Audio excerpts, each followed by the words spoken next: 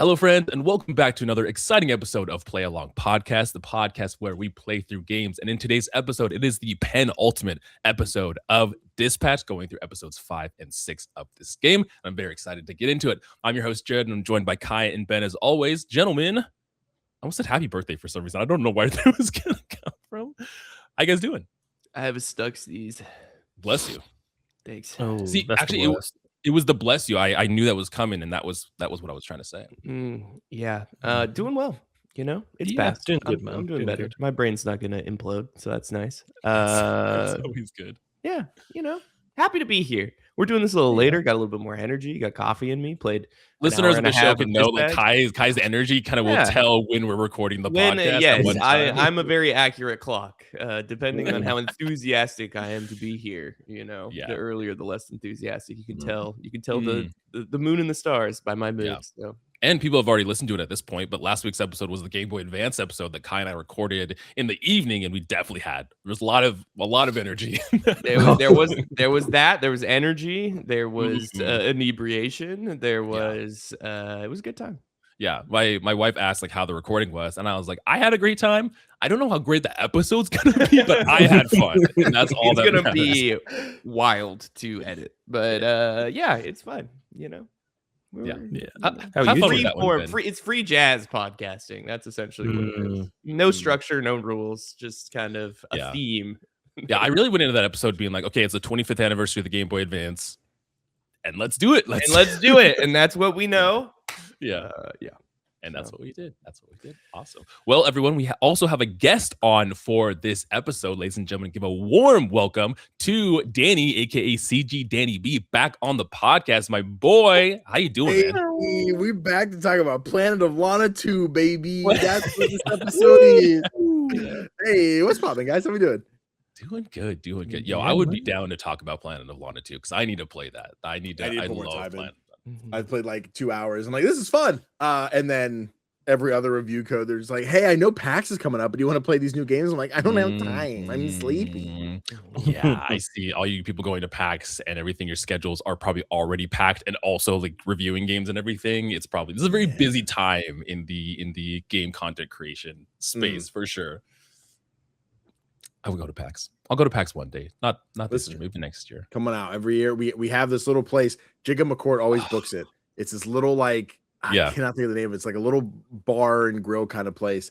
And we're just like, hey, can we just rent out the top floor? Like for what? We're like, we just have a bunch of nerds in town. We also want to talk about the games we played. We're like, yeah.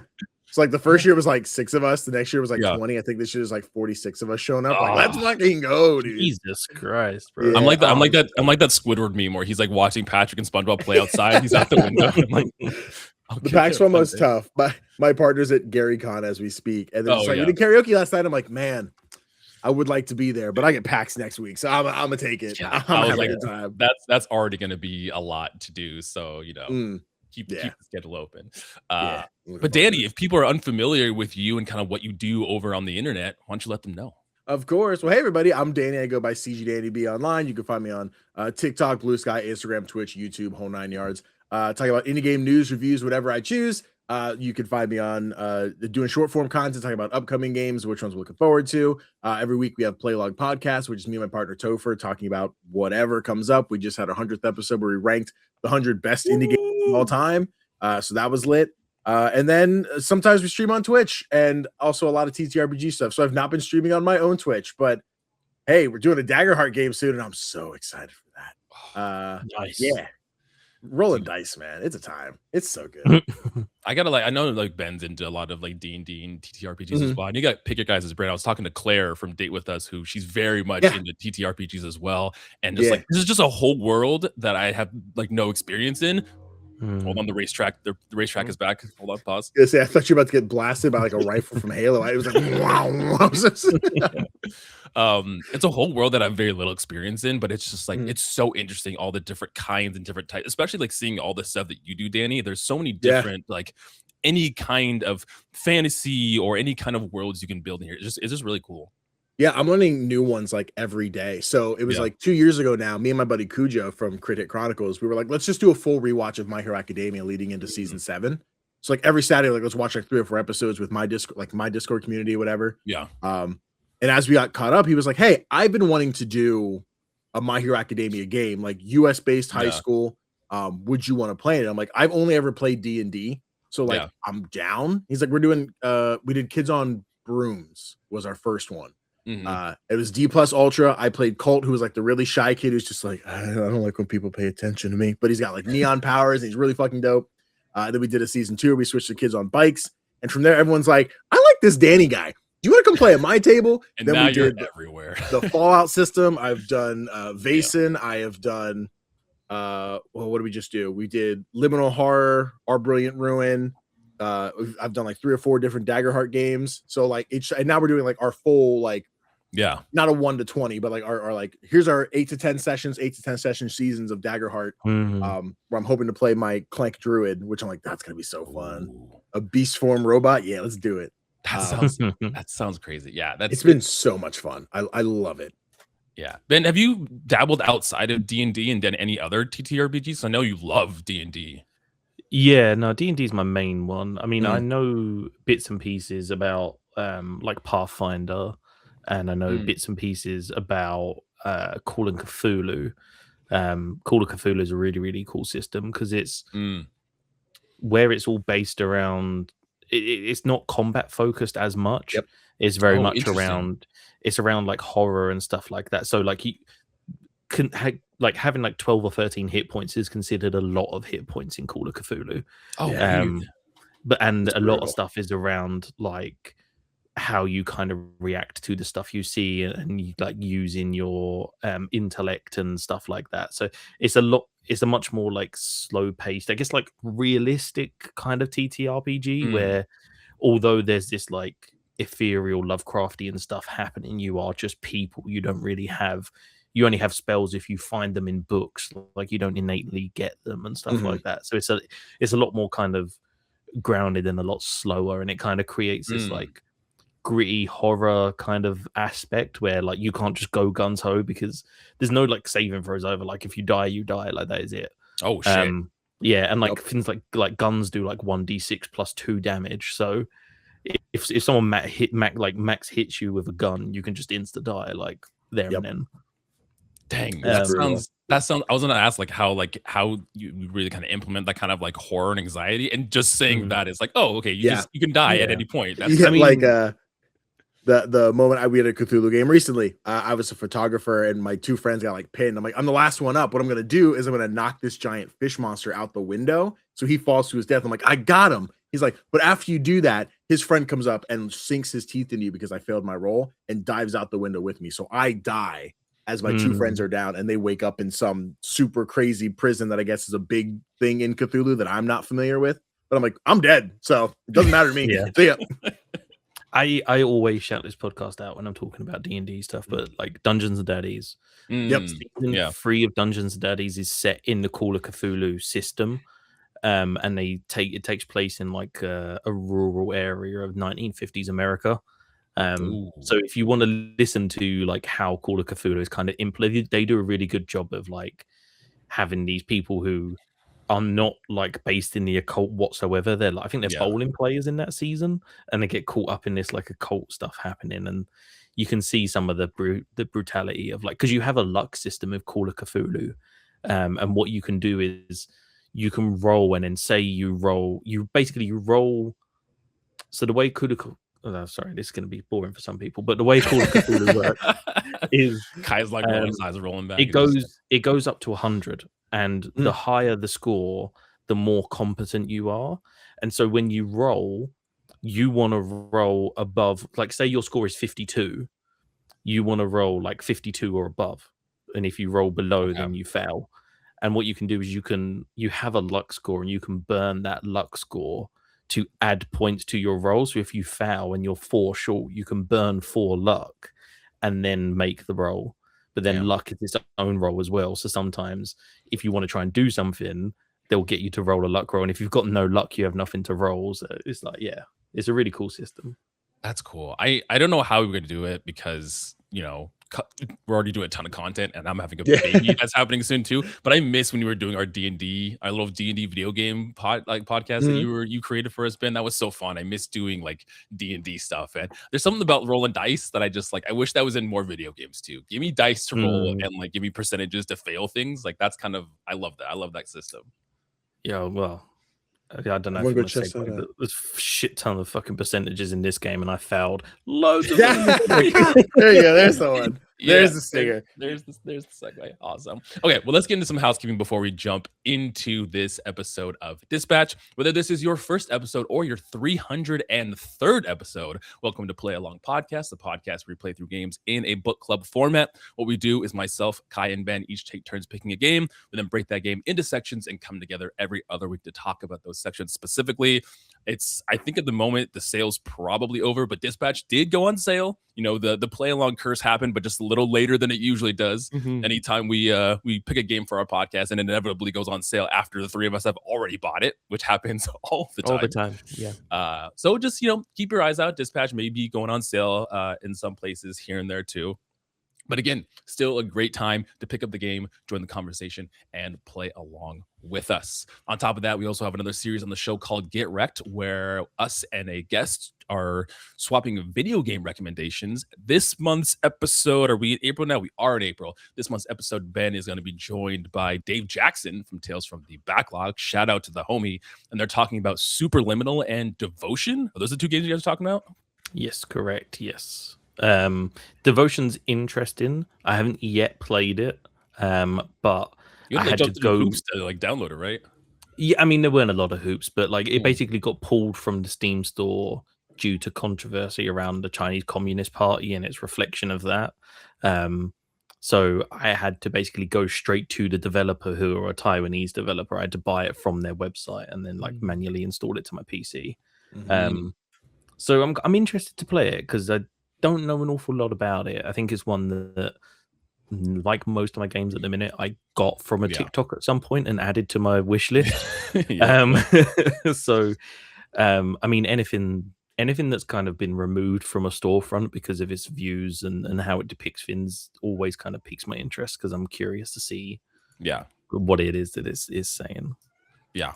And I don't know what you'll think about. I don't know if you heard the guys who made 1,000 Times Resist have got a new game coming out. There's like a clay animation game. It's like sort of like clay. Yeah, I think like it looked like clay animation style, like kind of like Harold Halibut, sort of like.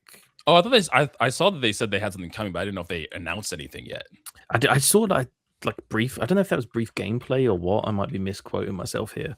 Well, the Triple I trailer was just like a bunch of different games, so I don't know if it was like they were. Oh, that might be mistaken that then. But I mean, regardless, that getting a sequel, or not a sequel, but getting a new game from them is awesome. I'm very excited to see what that ends up being. Very much. Yeah, very much so. We shall see. Okay, well, before we jump into actually going over episodes 5 and 6 of Dispatch, I want to send it over to Danny. Danny, I'm curious about, you know, some of your first impressions of Dispatch when you're going into it and starting playing it. And again, if you had any high-level thoughts on any events or anything that's happened in the episodes we've played so far. Yeah, I adore Dispatch. Like it is. We had such a fun time playing it last year as episodes coming out each week. Topher and I, they came out on Thursdays, which was our podcast release day. So we were always like a week behind when it came to reviewing. So we're talking about episodes 1 and 2, but episodes 3 and 4 just came out and playing catch up. But it ended up being our podcast game of the year. We'll do we each do a top 10. And then if we both put it on here, it gets this many points, whatever. It ended up beating out Claire Obscure. And I think it was Repo were tied for second. And then Dispatch is number 1. Topher and I both love this game. I always bring up when I talk about Ad Hoc being like the new Telltale for more reasons than one. When I bought my Vita back in college, my first game it came packaged in was Telltale's The Walking Dead. And I was like really big on The Walking Dead. I didn't know what Telltale was. I'm like, why is this all, there's no action. It's all story and whatever. And I'm like, I'm going to cry over this guy and his not daughter forever and ever. And like, I fell in love with that format. And then Telltale progressively obviously died off and came back in whatever form it is and released one game that's not The Wolf Among Us 2 because who knows what's going on with that anymore. But like that formula just got stale because it's let's release a game every 3-4 months before we get more episodes and more stories before I can continue this. Whereas ad hoc taking the approach of we're doing that same episodic thing, but it is you're watching this every week. The game is done. Yeah. You get your water cooler moments to come in and talk with your friends. Be like, yes, I did this thing last night. Like we all went home and played after work, came back like, oh, you did this, but I did that and this, that, and the other. Going back to talking about it with Topher, there were a lot of decisions we made like, oh yes, of course that's the right choice. And then separate decisions like in episode 3 or 3 or 4, or whoever you choose to fire. Right. And I'm just like, of course, the easy choice is to fire Coop. Like, no, I fired Sonar. I'm like, that's crazy work. Sonar is the best character in the game. Like, why would you get rid of that? But it was that back and forth of like, as we got further, which of these felt more canon, which one felt like mine feels canon because it was my choice. But without spoiling the end, because I'm assuming you guys still haven't played episode. I haven't played out anything. With no context, anything in there. There are ones that I feel progressively. I'm like, this could be a personal thing, or it feels the way it's written. Just we talked off camera about the Vizzy Blonde Blazer, et cetera, et cetera. Yeah. There are ones I'm like, this is how the game was meant to be. This one feels right because this one feels a little bit more hollow and vice versa. Yeah. So I do think in a Dispatch 2 or assuming the team is working on their Critical Role game next, the Exandria game is next from Ad Hoc. There are more important choices that feel like when I make that choice, it is changing the ending of the game versus like, oh, the next cutscene has this person instead of this person or whatever. Right. But if this is like a stepping stone, it's an amazing stepping stone that whatever Dispatch Season 2 is, being the same cast coming back or a brand new cast with whatever, like I'm in it. I'm so there for it. I adore this game. Yeah. I mean, kind of regardless, and we'll probably touch on it throughout this episode, that it does, obviously this game gives you choices, but I just feel like it funnels you in kind of a narrative direction of how they want the story to go. Regardless if that lands with you or not, like the voice acting, the voice performance, the writing is incredible. It is just like a 10 out of 10 experience, and it's hitting on all fronts. And, you know, if they already did this with their first game, like the next one, they're learning things about the decision, they're learning things about how the gameplay works. It's just going to be great. Like, it's so exciting. Kai, would you say it took like 7 years to write this game or something like that? Yeah. It was in 7 years in development to finish this game. I mean, I will say it's a little bit of an unfair comparison to be like, oh, this is a first, like, once again, these sure. You're talking about their first Critical Role being a, you know, massive media company that's been very successful at storytelling, as well as essentially the Telltale team. Very true. And creative director making this game. This is more of a, you know, continuation of work that had already been very successful at this point in time, which is how they got people like Aaron Paul and other very famous actors and voice actors to get involved, right? Like, it, you know, obviously considering Ad Hoc like an indie or even a new studio is kind of a mislabeling of just more of a reconfiguration of studios destroyed by the endless creative capitalism. So here we are.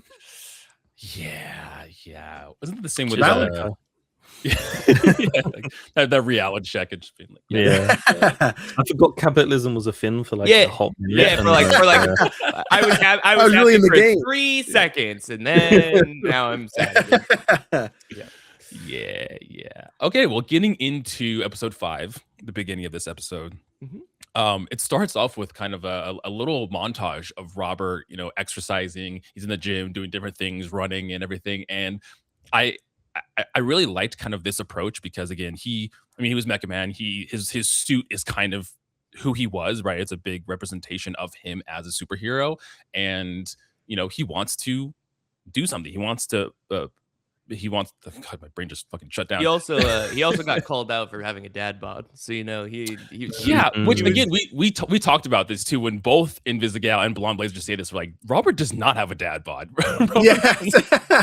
He's in fine shape. If anything, he's too skinny. He's like emaciated and scarred. It's like, my man needs a sandwich, not to fucking do some cardio and kickboxing. The definition of a dad bod has evolved. We're in a different. There are all kinds of daddies out here. You know, exactly. But also, I do not know exactly what they mean when they're just like dad bod. I'm like, what was your vision of this? What did you say? What part of visible abs? Yeah, can you point out? Yes, exactly. Is the dad bod part? Point to the dad. Yeah.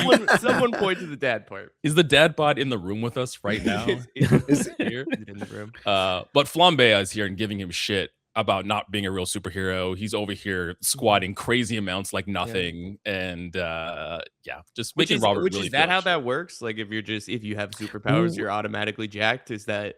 I don't know, because he makes a comment. He says something. He's like, "Oh, even Waterboy can like bench press more than you can because water." And the I don't know why, but the theory seems to be that like if you have superpowers, you're innately more powerful than I will a say normie. the toxic gym bro in me, when he put up 235 plates, I was like, come on, man. But then he followed it up by putting 25s on those 35s. And I was like, all right, that's a little better. But when he was benching straight just 35-pound fucking weights on that, I was like, oh no, it is rough. I mean, he's Robert's trying his best, okay? He's trying to be a superhero. I'm just saying, but my man was Mecha Man, all right? You know, maybe do some lifting just to maintain that ability. Jacked Mecha Man, though, can you? If he's too, that's exactly what I was gonna say. It's like F1 drivers, isn't it? Yeah, you have to be the pilot. like, It's the pilot mentality. You have to see. Opens the mech, the pilot's the same size. He's like, the same size.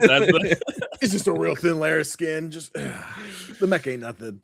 Yeah, he's got to be able to fit inside of the suit, man. I'm interested, Kai, because like we had this whole thing with the gym and everything, and then on this walkthrough it says about if you romance Blonde Blazer, there's like a conversation that happens. Like, what's that about? Because we don't get that. Yeah, he doesn't remember. All I remember is Flambe saving us from getting crushed, and that's I think this Blonde Blazer comes in and is it's the locker room conversation that you guys don't have. Yeah, there's no locker room conversation. Okay, so Blonde Blazer comes in and essentially, you know, you're having a conversation and she's like, "Oh, are you decent?" And technically you are. And then she's like, "Oh, I want to go on a second date, blah, blah, blah, because our first one didn't go so well." And he's like, "Yeah, what's not romantic about plastic utensils and Waterboy vomiting on a window?" And they go. And then she's like, "Well, who do you want to go on a date with? Do you want to go on a date with Blonde Blazer, or do you want to go on a date with Mandy?" Let me tell you how many players. Me and 34% of players chose either Blonde Blazer or Mandy. So there's like an option of like, I don't care which one. I just like you for you, which is the correct answer. Yes. And I called this would happen. I said, I don't think I think you left the episode when we was talking about it, Kai, but I said like, there's going to be some complex around like, she's going to have a complex of do people fall in love with Blonde Blazer or do they fall in love with Mandy? Like, yes. Just say both. Why choose? You get a blonde and a brunette in one relationship, you know. Mandy on the streets, Blazer in the streets. Wait, you say Mandy in the streets, Blazer in the sheets. That seems dangerous. How about the opposite? How about Blazer in the streets? She can protect you, she can hold you, and then in bed she's not gonna, you know, cause irreparable damage to your genitals, which does seem like okay. What if that's what I want? Okay, what if that's what the man wants? You don't want irreparable damage. You may want damage, not irreparable. Superhuman pelvic strength. I'm here for a short time, not a long time. One accidental cough, and that thing is looking like a used tube of toothpaste. So you don't want that. I promise. I already brought up water cooler stories earlier in the episode, and that is a water cooler story right there. But yes, that is the conversation you have. It's funny because I just assume everyone has that conversation, but I guess it doesn't make sense if you're not romancing Blonde Blazer, why you wouldn't have that conversation. So Danny, did you go, if you remember, did you go Invisigal or Blonde Blazer your first run through of this game? Yeah, my first run was the canon run of Invisigal. I okay. went for Invisigal. Yeah, my second one I went back to Blazer. So I am piecemealing. I'm like, I do remember this. I had to sit and think, like, what conversation did we have with Blazer? When I went for Vizzy the first time around, I felt each option they gave me, like up to this point, was like, okay, this feels like if I was just watching a TV show, not playing a game, this is the implied correct choice. Is where it would go, Blazer in the background is the wrong choice based on the script. Playing through with Blazer, this is another one of those ones where I felt like this is a choice, but not a relevant choice. This is, I'm picking the wrong option this way, but like I did both. It didn't matter. Either one was the right one in the time. Sure. But canon wise. But I really enjoy the moments you get with Blazer. I think maybe one of the things that makes it feel like Blazer is the wrong choice is because there's so many, like, not necessarily plot heavy moments, but things that are relevant that you won't get if you don't take that path. Like, I feel like if I take Blazer, I still get all the Vizzy stuff that I get regardless. I see. If you go the opposite path, you're almost missing out on some Blazer stuff. Yeah. And like you'll see that next week when you talk about the final episodes, where I'm like, here's a thing that takes place. Right. Oh, I would have had no idea this happened if I didn't take the Blazer path, and they'd be like, what's happening here? What's going on? But yeah, I think the Vizzy one is the right one. But yes, Blazer's a baddie, so right. yeah. It's not. Look, I am not pro blonde. I want to be very clear. Honestly, can't stand them. I'm generally not attracted to white women. It has nothing to do with her physical form. It has literally everything to do with that she is quite literally, I think, the only adult in this game that is a functioning adult, which is valid. I can see that. I'm the Z team's a bunch of. I'm getting to be an old man, and I said this on the last episode. Having a stable job in a condo, that's what's attractive to me. Not daddy issues and cigarette burns. Those are not. But Kai, you can fix her. No, I don't want to. I'm too old. Someone else can fix her. That's someone else's job. Yeah. This chapter is really, I would say it's probably the shorter one that we've done so far. Essentially in the sense of there being more of the actual dispatching than like the decisions that you're making and everything too. I talked about on the last episode so I did cut Sonar. I cut Sonar and I kept Coop for the thing, which more so just to get some differences. But I was like, everyone's going to pick Sonar. I'll cut Sonar. And I talked about in the last episode how there is a significant disparity in my team like build of missing, because he has like the high intellect. And I was noticing, no one else has this. And so I started building it back up. And now I think it's either Prism. Punch Up has Punch Up is Charisma. Prism having the highest intelligence on your team. Not to say anything that's wrong with that, but that's a crazy combination. Being like a pop star who's just also a genius. It's just most hell yeah, that sounds intelligence. That sounds great.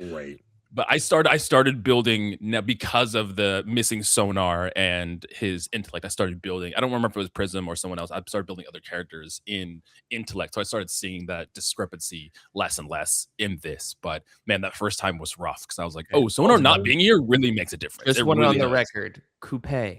Let's say it together. Coupe. Not coupe. There's an E and an accent. Coupe. Now, yes, Coupe is the hero name. Coop is like, yo, what's up? Coop, how we do? Is the buddy. So yes, once you're cool, it's Coop. Formal government documents, that is Coupe. We're just like, Coop, what's popping? We keep vacillating between Coupe and Coop, and I just want to say, hey, that is the word that we're trying. This whole episode 5. Yeah, I don't know what was going on, but I fucking struggled so hard with this. I failed a handful of the missions and my title. Because there's the fucking. I've remembered why. Sorry, go on. Your title. Yes. Unfortunately, after bragging and flexing on these plebeians for the last 2 episodes on how successful I am at this game. I performed better than 1% of players in this shift, which was deeply shameful. Now, in my defense, I was partially inebriated when I did this. What I'm going to use is the reason that I failed. Also, maybe a bug, as Danny was telling us before. Maybe it is. Maybe it's not, because I redid it and I did better. But the first time I did this, I 99% of all people who have played this did better than me, which is honestly impressive. Like, it's honestly, you did so bad. So I'm right there with you, Ben. I also because it introduces this weird mechanic where so you have like the star graph, right, where you've got the charisma and blah blah blah blah blah, and certain points have like an auto fail. And so what was happening was like, I was like, if I send one hero, I don't have enough of what I think I need. But if I send 2 heroes, I'm going to auto fail. So I was like, well, I can't send 2 heroes. I'm just going to have to shoot my shot and like send the person who I think has the highest of the fin I think I need. Right. And so that's where a lot of this failure come from, was wanting to send 2 or 3, especially with like the sewer. There's like a whole sewer fin that happens, and you get to choose between how you want to handle this like sewer like spill clog system fin. I just had to send Golem because I was like, I can't send anyone else because I'm gonna fucking auto fail. And I think that's kind of where my issues came. And I think looking back, I think maybe I've shot myself in the foot a little bit because I tried to diversify my heroes rather than just like honing in and being like, we this talked is about this in the my last charisma episode. guy. Yeah, jack of all trades. Yeah. So I wanted them to be like, you know, so like for instance, Flambe, he's like fighting and mobility, and then I was like, let me like maybe move his charisma a little bit. I'll put like a point or two in charisma, and I'm kind of starting to see that while that does help overall with this weird like auto fail mechanic, it is kind of shooting myself in the foot because I don't really have people who are like just mobility. Yeah. I will say in your defense, because I was kind of in between both you and Kai, right? Kai was pretty much putting stats into whatever each character was proficient at, and then I was a little bit where Ben, where I was kind of like trying, especially again after Sonar, I was trying to spread the love around. So if I needed someone, I could have them. And in here, I felt that a lot because again, there is that auto fail system, but sometimes I have my character that is specific for this is out. I need somebody else. So having someone else that could at least maybe a little bit fill that same role helped a lot. Like in kind of like you said, spreading the love around all the other stats. Kai, you're muted. I sneezed. That's the danger of stat maxing is you know, not sending your one character who's good at one thing out and then you're fucked in that immediately. Situation. Yeah, that's the one downside. But I did get an achievement for maxing out the stats on 4 of my heroes. So you know, ooh, let's go, baby. Danny, how did you feel about like the dispatch system, like the actual gameplay of this? I love that actually. At first I was just like, this is gonna be a chore. I'm not gonna like it. But I think what makes it so strong is there is so much storytelling in that dispatch set, like those sections. Right? It isn't like I sit down at the computer and just click and move. Like there are the characters bantering back and forth. One of the big things I think I'm trying to remember this. I think this first dispatch is one where the power goes out. That might be the next episode. The first one in 6. Okay, cool. Forget everything I just said. No, it's the second shift of this episode. The second shift. Okay, cool. Yeah, that regardless, like each one has these moments, right? I think I go back to episode 2 where there is like, oh, hey, Robert's here. He's telling us what to do. And everyone's just like, let's fuck with him and ourselves. Like, I'm going to send these two together, but you're going to break that person's leg. That it like you're intended to fail. Like it takes the hindsight of playing this game before or being like, I know how people are to get it right. So you send the right people. So even when someone drops out, you have the stats to accomplish something. Some of these felt like the goal was to fail because of the circumstances of the city and everything. Me going with like, hey, the power went out. Like, oh no, we don't have these certain like aspects because someone can't make a thing, or I sent you here, but then because I set this up, so I ran across town because you wasted your resources here. Like there is that. I compare it to One Piece, where like if the Straw Hats didn't exist, the world is still persisting. There are characters doing things at all times. If Luffy and the gang aren't there. Right. Whitebeard's doing this, Kaido's doing this, right? Like that's what I felt in Dispatch. Like if the Z team is not here, whatever else is taking place in the world, this villain's doing this, the A team's doing whatever. Like there are still things occurring that are like, oh, that is what screwed up my choice. And yes, that's not good for I want to succeed at the game. Sure. But then going in a second time where I was like, I don't know how often you guys have come across the synergies yet and like what levels you have on any of those. But like going through for a second playthrough, I'm like, got it. I know the pairings. I'm going to start sending these out every single time I can to have them maxed out by the end of like episode 3. Like, well, it helps so much having the synergy too. It's because you're like auto win most of the time, right? And then I can't say I remember how it affects the like, oh, this is too much stat over here, so I can't use this one. I can't immediately remember having to struggle with it, but maybe I was just like, oh, never mind. Don't send both, just send the one because I did balance out a certain way. I was very much closer to where Kai was. Like, I am focusing on Flambe was my fight and mobility guy.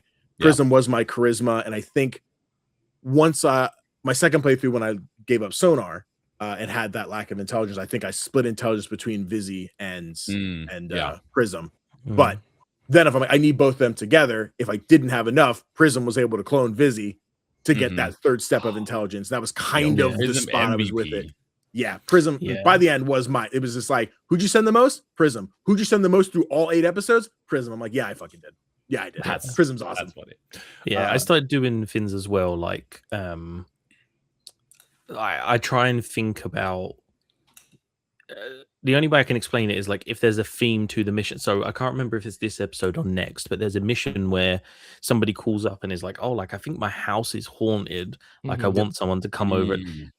I was like, Malevola is not the person for this job, but I'm gonna send Malevola. Because she's like the supernatural person, and then as it turns out, there's a disruption, and you have to pick an option, and you have this system in the disruption thing where if you have certain heroes, you can do certain things that are like auto succeed, basically. Yeah. So because I sent Malevola, she was like, "Oh, I know spirits and blah blah blah." I was able to use that option, and I like auto one. So like I kind of think about like. It sounds really weird. Like Gollum's my like natural disaster guy. If there's like a fire or a flood or the sewage, like I always send Gollum so much because I feel like Gollum just kind of has that versatility. Yeah, there's definitely a meta of like reading between the lines and figuring out like what hero they're you kind of know like gesturing you to of being like, okay, who's gonna succeed in this? And sometimes it's just fucking it has nothing to do with what you think it does. Yep. And you end up like with because there's also like the ones where they swap it on you where you like because you'll run into an issue and you'll answer the first question, you'll be like, oh, strength, and then it'll prompt you another question and you're like, oh no. I don't have either of these things that you're asking. Yeah. About. Well, this the whole system has just made me want this gameplay in other games. Like after I played this, I was like, "Ooh, I like that." This. Is one criticism I have about this game's replayability is that knowing how to like min max things and everything going back in. Not necessarily. I mean, yes, that also all of the answers to all of the hacking are the same, so you can just replay them again and succeed without actually looking at the clues, which is also like just randomize that. It's not hard to do. But no, it's that you can't skip any of the cutscenes.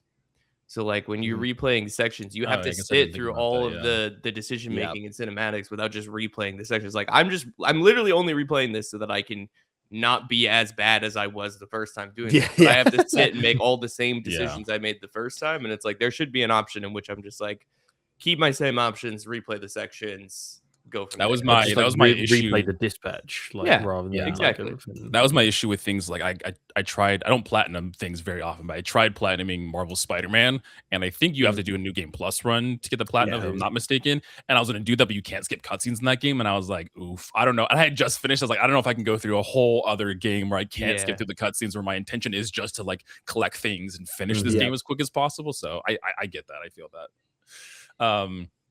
It is fun within the Z team because after this kind of your break happens, you notice that the Z team is trying to figure out what hero Robert is. They have like a bet going on of what's the number? It's a very specific like dollar amount. $936. That's it, 936. Yeah. Very specific number. Yeah, of them trying to figure out what hero Robert was. Also, you get like weird, like it's Prism and Malevola in the break room, which is not like a pairing that I expected, I guess.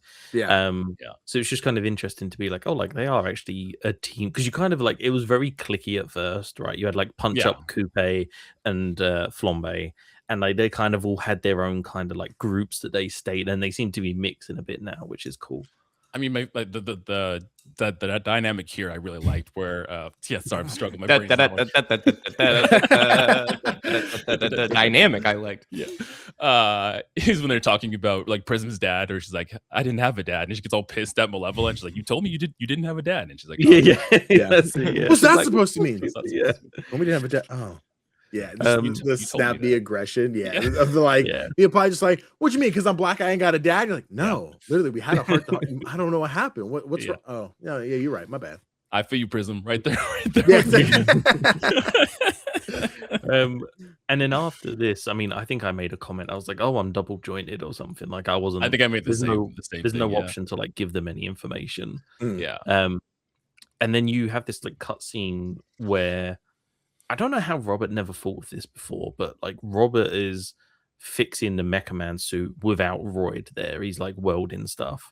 Yeah. And Chase is having this conversation with him, and he's basically saying, you know, like eventually you're going to encounter Shroud. Yeah. And you need to make a decision as to whether or not you're going to kill him. And it was really weird because like Danny, you were talking about My Hero and stuff like that. There's a really similar situation that happens about the main bad guy in My Hero and stuff as well. So I was like, oh, that's cool. I was just like, I'm not sure. I don't think my version of Robert that I have in my head would kill Shroud. I don't think he has it in him to kill He's a Shroud. hero. I feel like there's I clicked yes. So I think there's like potential there for him to be like, this is like, this kind of consumed his life for so long, and I can see this being an obsession for him. So if he had the opportunity, he's like, yeah, this is what my goal was. This whole point was to get to Shroud. I think in my headcanon, I think he thinks he wants to kill Shroud because of what Shroud done, but I don't think he actually has the ability to do it. I think if he did it, it would be like in self-defense or something, like Shroud would die as an accident. I think that's kind of the direction I was going, where he would say yes in this moment because he's fueled by his anger, but if it came to it, he wouldn't actually kill. Superheroes don't kill people. It's like very famously a You're reality. Right. Like Gavin, he just disables you for the rest of your life. I mean, that's the whole thing, right? Is like they're supposed to be the optimal good. They're like true good. So killing people. That's why when there's a scene later on where Invisigal comes out of a room and she goes, "Are they?" And then it cuts her off of them being dead because it's so surprising that anyone has actually died in this fucking world of crazy superpowers. So I and 31% of players said that I would not kill Shroud because I'm superhero. Interesting. It's always fun to like. I'm watching your face, Danny, the whole time and just smirking as we're talking about this because you're like, I know something. I'm enjoying. This is great. This is watching children like predict what homework is coming tonight. They're just like, what's the teacher going to make us do? I'm like, think about it, kids. Think about it. It's coming. It's coming. It's coming. This is great. That's funny. We do have. I guess for thoughts that I had done. I think there was like I'm not really sure. I think is the option you get. Yeah, I was just like I'm not sure because I was also in the spot. I'm like I don't know that I think Robert would want to kill Shroud either. I think in a perfect world, Robert's just like put him in jail, no chance getting out, lock his man up forever, do the whole big Tartarus handcuffs. This man doesn't exist in this world ever again. But also like the legacy of like, here's what he did to my father, or like, here's what he's done. Like blew me up at the beginning of the first episode. Like this man doesn't care if I die. Like, and that's kind of the thought process I had because it's like Robert sacrificed so much for this and he kind of put some of his life into this that I'd feel like he'd want to be like, I want to make sure this person. My man's got to keep him alive. He's the only one who knows how to make the fucking flux capacitor he needs. It's the whole like fucking Batman Joker argument though, isn't it? It's like, you know, like Batman can never kill the symbiotic Joker, relationship, like they need each other. Then he's gonna be done, and then what does he do? Nothing. That's true. What's the dispatch job? What do you mean? What's he gonna do? So we do have the second half of this shift, and like Danny had mentioned, the power does go out at some point. So I don't know if you guys feel the same way, but I love the hacking. The hacking is like almost one of my favorite parts. I not feel any different. I know you don't like it, but just like I mean, I love like quick button presses, right? I love being able to do that and having to like manage that while being chased by this thing, and it kind of adds this like pressure and anxiety to the situation, which reflects what's happening with the work thing that's happening now. The power is going out, but I think there's two caveats that I have for the hacking. Is that one, and again, this happens this time. There's been no tutorial. Right, like there was a vague tutorial at the beginning of kind of like this is like you go to the fin and you kind of, but like with this bit specifically, the power goes out and we are basically using the weird like dodecahedron fin that we have to transfer energy from one part to another. There is no tutorial as to like this is how you restore the power. There's no tutorial as to like you can use this charge to get rid of the antivirus. And there's also no tutorial. It took me a solid 5-6 minutes to realize there's a tile that is like double colored and you have to charge it twice. You have to turn it on and then power it.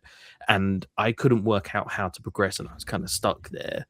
And I just think that I like the hacking game, but I feel like it needs a bit more kind of behind it to say like, hey, like this is something you do. This is how you kind of do it. Here's my take on this, because I ended up turning off the failing ability of the hacking sections. So I just made it so that you can't fail, which is nice because I think puzzles can either accomplish one of two things. Like if you're going to have puzzles that are directly related to the outcome that happens in the game, don't make them like just make them a hard puzzle that you can't fail, right? Like the idea that like it's a hard puzzle that also you only have 3 attempts to do where it affects the outcome of the game is just like especially in this game where there's very negative outcomes if you don't succeed at the puzzles. It's like that's fine, but like make it so you can just keep trying and figure out, because that's the satisfaction of a puzzle, is that you're figuring it out, not that it's just like something you're going to fail and is not fun for anyone, right? So it's like either make them easier and then you can have them be,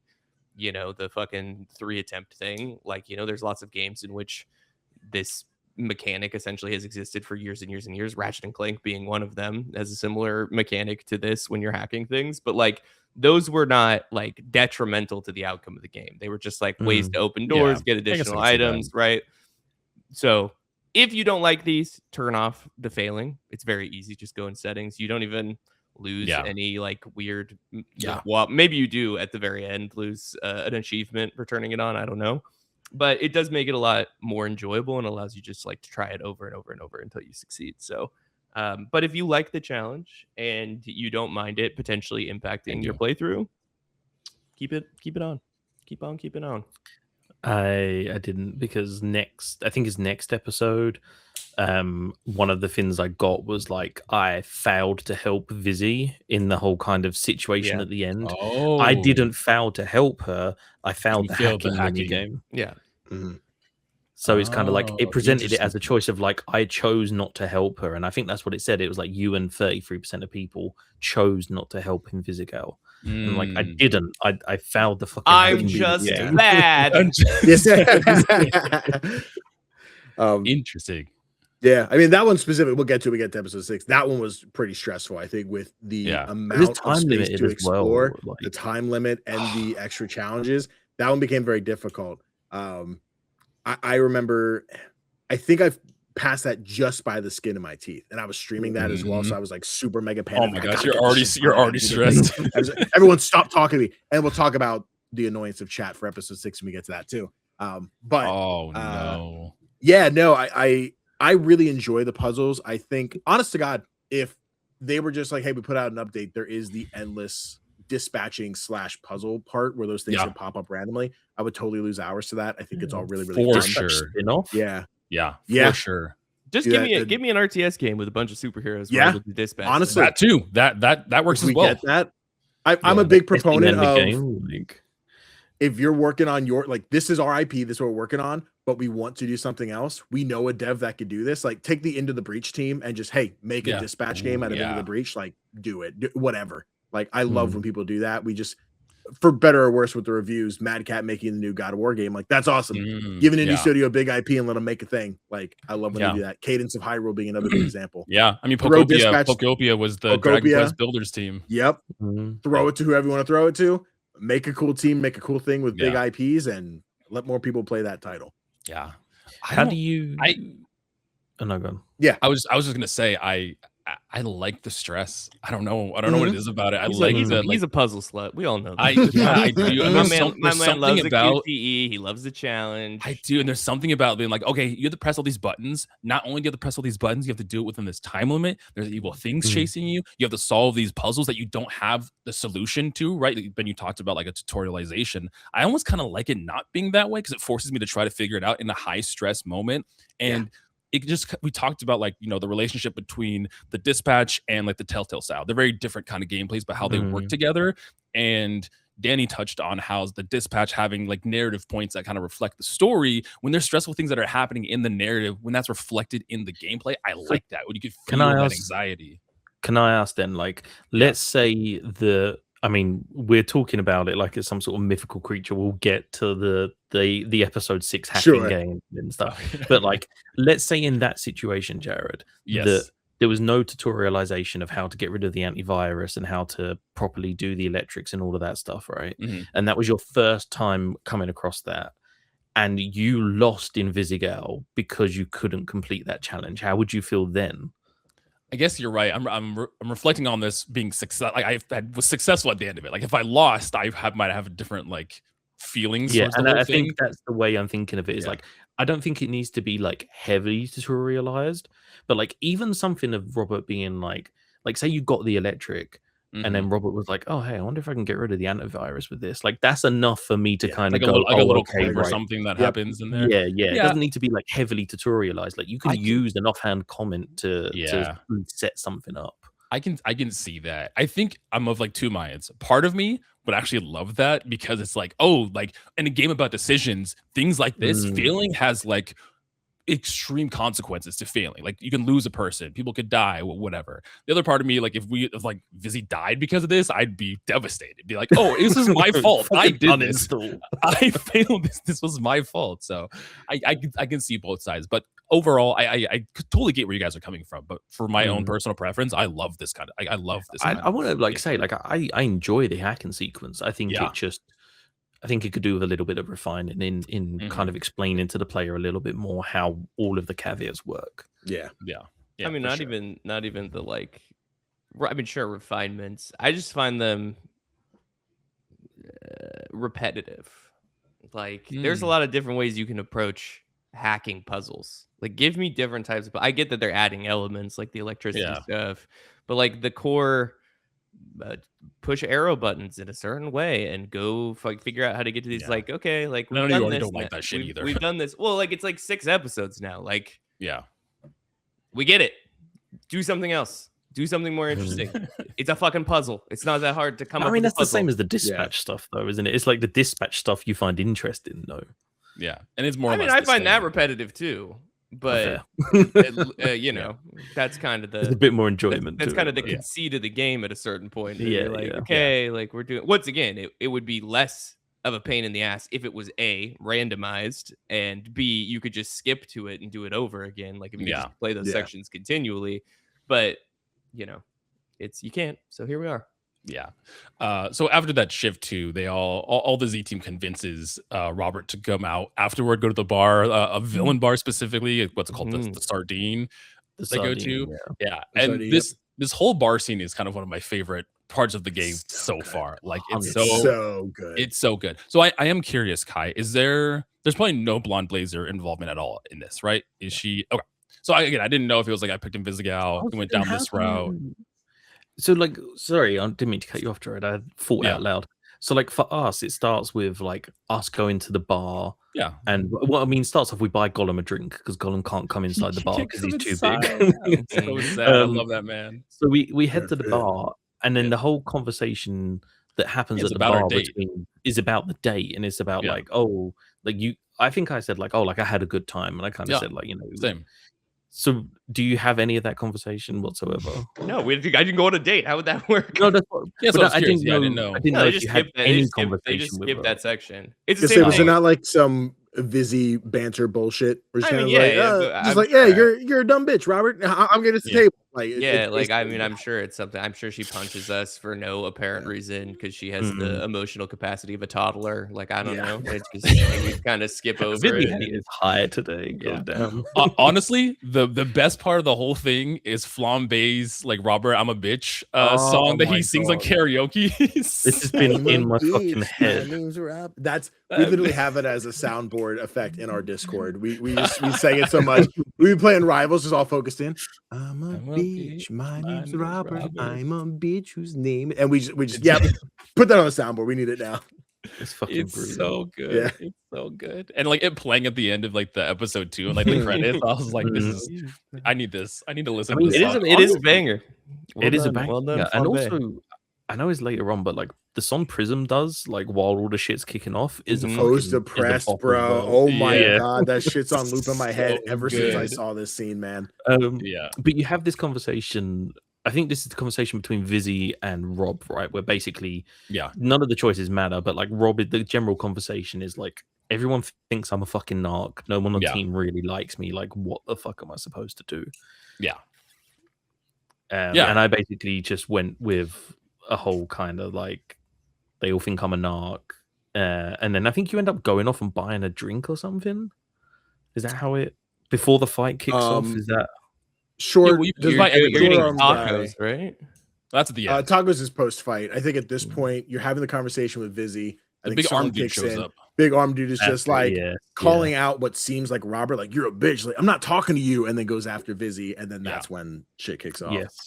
I actually kind of like this approach to. I kind of knew it was setting up. It seemed like it was setting up for a bar fight because at that point you see everyone has like the shroud kind of like magnets on their body too.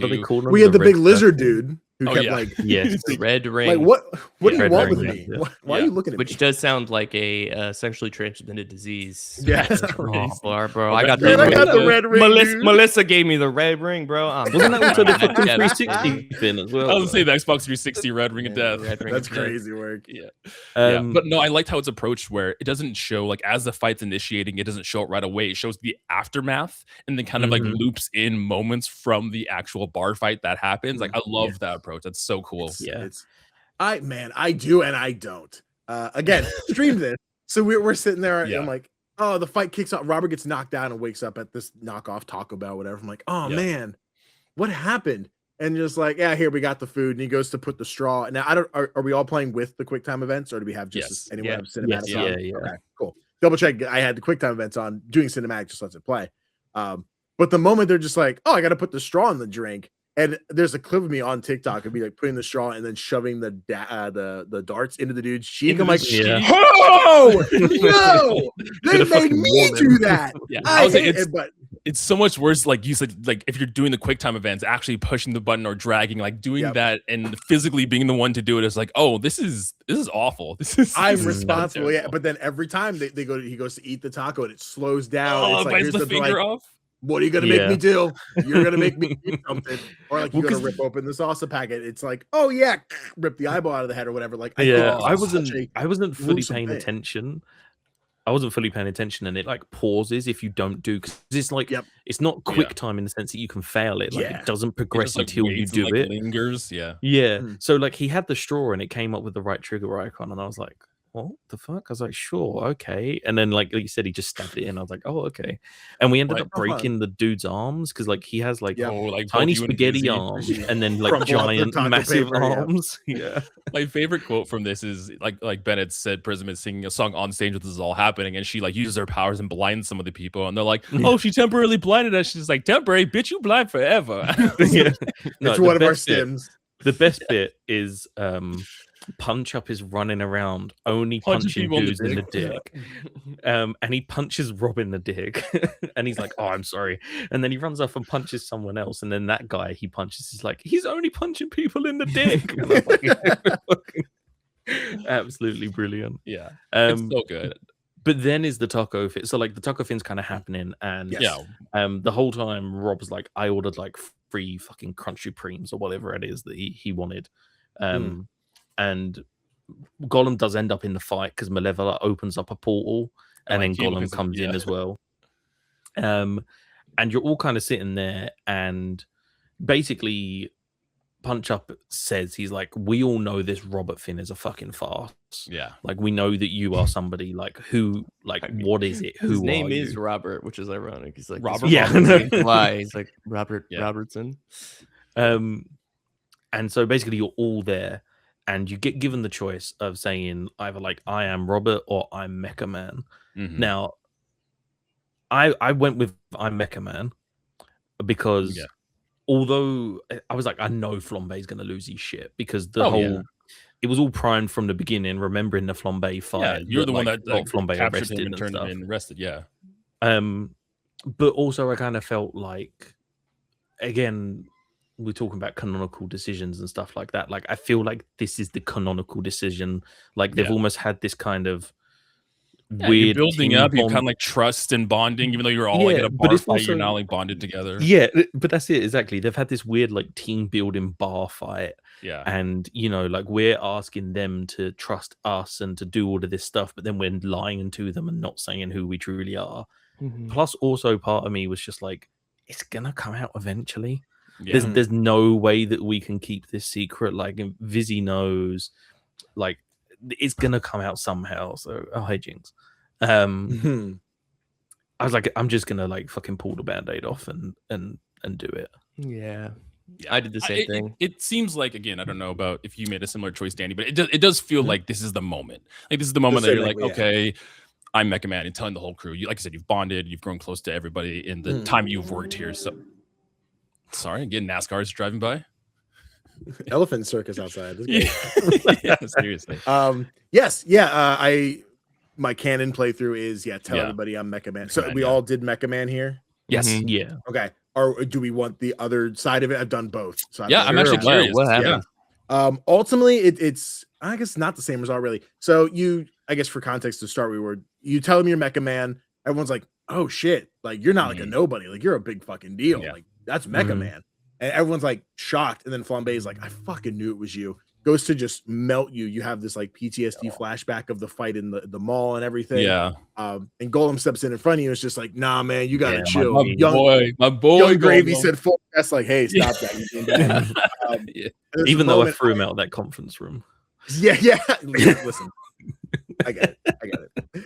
I threw the chair because it was funny. But yeah, then in this moment, do we have Waterboy for Phenomenon? I don't know who has Waterboy. I think we all did Waterboy. Okay. I have Waterboy, yeah. If you have Waterboy, he's just like, and like Flambe, come the fuck down. Yeah. If you have Phenomenon, Malevolent takes a thing of water and splashes it on him. So same effect. Oh, okay. I see Waterboy doing it. And then Flambe's like, fuck you guys, you're all stupid, flies off. If you're like, hey, I'm Robert, you're like, listen, my time's come. I'm me. I'm just Robert. And everyone's like, come on, man, that's some bullshit. Specifically, Flambe is really pushing you. It's just like, come on, cut the shit. He's like, I told you my name's Robert. And they're just like, everyone's like, just accept that answer. Flambe's like, I don't like not knowing things that might piss me off. And everyone's just like, fucking get over it. Yeah. But he's just like, I want to know. And everyone's just, get the fuck over it. Don't worry about it. Just move on. Just do this thing. And then basically the same conversation happens when Flambe leaves of like, I'm Courtney, I'm whatever. But he's like, Robert puts his hand on, hey, I'm Robert. And Flambe's like, I'm Chad. And they shake hands. He's like, that makes sense. Of course he's Chad. His name is Chad. That's hilarious. So they do that. And then it is I'm Courtney. I'm Bruno. I'm Malevolent, but my last name's Gibbs. You know, everyone reintroducing himself as like, here's me as a person. So then Flambe doesn't leave. You still have Flambe does not. Yeah, so if you don't tell him you're Mecha Man, he shows there. So for everyone who did, I believe in the next episode, Flambe's not. He doesn't show up to work. So you don't have him on the team. Yeah, if you go the route of like I'm Robert, he doesn't leave. Okay. Yeah, it would have been really handy because there's like one bit where the fucking is covered in ice. Yep. I guess that makes sense why that's there now, because it was like you could theoretically still have Flambe. But I was trying to think like. I'm trying to think ahead. I'm like, but what happens to the next episode if you guys haven't played yet? I'm like, how does that reveal later, right? Because you guys are very much like Mecha Man. The news has to come out. I'm like, yeah. Is that Did they skip that? Did they not mention it? I'm really confused. And I'm like trying to think of how that works later. But did you guys know about the whole thing with Gib and like why that's Malevolent's last name? I saw Alana talking about this. Her stepdad, his last name. Yeah. Right. Yeah. And then like I think her stepdad passed like just after she recorded that line or something. I was like, oh. Yeah, I saw her stream the game and she had said that like it was kind of like they asked her if they wanted to give Malevolent a last name because she had no last name and she had like a throwaway line, but she wasn't sure if they were going to include it in the actual game. But yeah, Gib was like her stepdad's last name that had passed away, which is sweet. The alternate is that Chase reveals it at the party when he's drunk. Yes. Oh wow. You're right. So when they're like arguing and he's yelling at Invisigal, he's essentially like, Robert is Mecha Man. You will never be as good as he was. That's so interesting. That creates a whole like different dynamic because that's already a very stressful moment. And then for having that be revealed in that moment, it's like, oh, you were lying to us this whole time, and you're this very high level superhero. Interesting. Okay. And if I recall, Flambe still shows up late. Yeah, Flambe punches you in the face at the very end. Because if you tell him, he punches you in the face, just like he shows up with the lamp, just like fuck you, Robert. All right, I'm still going to do that every now and again. But I think he still shows up late and misses the news or something. He also has his eyebrows now. He has his teeth. He had his tooth. Oh. He had his tooth too. When he shows up at the door for some reason to punch you in the face, he's all better. Yeah. Which I like to think it was the self-care shows a full circle moment that he's kind of grown. The eyebrows make sense. I mean, I guess he could have got his tooth fixed, but like, I genuinely thought he'd like tattooed his eyebrows on or something. I was like, there's no way he's growing them back overnight. It was self-care. He's like, I'm going through a lot. I mean, like, I need a me day. Right. If you're a flaming man and you're gonna lose your eyebrows consistently, getting them tattooed is not the worst thing ever. There is, that is an option. There are lots of women out there with tattooed eyebrows, especially if you're a cartoon. It makes a lot of sense. Flambe's got a little bit of Hispanic vibes. A little bit, that ponytail and some tattooed eyebrows. He's a vibe. I wouldn't put it against him. That is the end of episode 5, and going into episode 6 is kind of like. The whole time Robert and Roy have been working on the Mecha Man suit. And this time seems like, it's failed to certain extents every single time, but this one feels like it's like, okay, this is the moment, right? The part of the Z team is here. It's also they're only here to prove that he's Mecha Man, he's so Mecha Man they can get paid. That's why they're there. That's true. That's true. Which they determine we're not Mecha Man, which is very confusing. No, they determined Mecha Man. No, because the bet is fucking what's her name? The pop star Prism. Yeah. And she says, she's like, I told y'all he wasn't Mecha Man, and they're paying her because but once you start moving around, they're like, oh, okay, and like he but they already paid her for saying that you weren't Mecha Man at the beginning, and I was like, I thought she said I told y'all he was Mecha Man. I thought that the first time, but I literally just played it this morning again and had to sit through the fucking cutscene. I was like, excuse me. To be fair, I missed. I guess Jared, you wouldn't have this, but like in the bar fight, when the lizard dude drags you into the toilet stall, he throws you into one of the doors, and the door opens, and Sonar's just snorting coke off the back of the toilet in the cubicle. Oh, that's and then funny. later on in the fight, he turns into the bat, and his snout's all like covered in white powder. That's hilarious. Yeah, I think this is I mean, in reference to that, because Jared, you would have a different scene. You have Coop vomiting her guts out into the toilet. Okay, right. And I think this is one of the things that I feel like Sonar feels like the canon choice to keep, because Sonar, when you get drinks, we're stepping back for a minute. As Sonar, you're giving drinks and handing them out. Sonar's like, "Hey, I know it's probably like a higher up numbers thing, but like, I really appreciate you keeping me." Oh yeah, and like, Coop has to just like, "Hey, I'm fucking drunk." But she's just drunk. Thanks, dude. No, like, Sonar's like very like grateful. He's like, "Oh, thanks." Oh, that's sweet. Like, I'm so glad I feel terrible. So yeah, we're here to unveil the what did you call it? The flux capacitor. Yeah. The astral pulse for the astral pulse. There we go. No. It's the flux capacitor. We'll stick with the flux capacitor. And there's like a comment you can make, and like Chase is like, "Oh, like these fuckers convinced you to go to a bar, like what happened?" And I was like, "Oh, you missed 3 a.m. tacos." That's also what I said. Yeah. It's like followed by like 4 a.m. something and 5 a.m. diarrhea. 3 a.m. tacos followed by 4 a.m. diarrhea followed by 5 a.m. something else. I think diarrhea was involved at some point in time. Yeah. But you basically, the suit turns on and everything seems like it's going fine. Yeah. And I thought this was like planned. I thought this was the moment. So you get the choice of like what you want to do. I chose to flex, and like you're standing in the thing, and like it's all like purple smoke, and I was like, oh, this is really like fucking like really like theatrical and stuff. It turns out actually no, that's the capacitor, whatever it was called. Also, Royd is basically not paying attention because it immediately starts pouring smoke in there, and then he's caught off guard. He's like, "What smoke?" And I'm like, "Bro, what are you looking at right now?" And then basically he what pose did we all strike? Oh, flex? I went for flex. I did flex as well. I did superhero pose. We're superhero. We're also strong though. I think I did superhero pose. All I remember is in this moment, I was like, "Guys, we're Fortnite emoting. Let's go!" Like I got too into it to remember what I picked. We're trying to convince them we're a superhero. You gotta do the superhero pose. Which and is it like an arm thing? Is it the Superman thing? Yeah. Yeah. The room is blocked, so Malevola basically opens a portal that allows Royd to come through, and Royd tries to save us, but he can't get it open. We can't get the chute open, and then the suit basically explodes while we're still in it. Yeah. But somehow Royd looks worse than we do. Yeah. Somehow we're completely knocked out for 14 hours straight. Technically a mini coma. Also, have you seen Robert's body? He's like it's already torn. He's already all scar tissue at this point. Yeah, valid. Yo, there's something like a like depressed, given up Royd is like one of the saddest things. Like I was like, "Oh, it's okay, man. We got this. You tried your best." Imagine how he felt after the first episode when he didn't fist bump him. No, I get it because he doesn't fist bump me now. Oh wait, he didn't fist bump you? Oh shit, yeah, he didn't fist bump him at the urinal. He's one of the worst people I've ever met. Yeah, he really. We're in the bathroom, Danny. You're the worst person. You didn't touch your dick with that hand. You didn't touch your dick with your knuckles. Amen. Royd's a bro. You've ruined a lifelong bromance, and I hate you. Amen. I'm glad he didn't fist bump you in the hospital, dog. He didn't fist bump me in the hospital.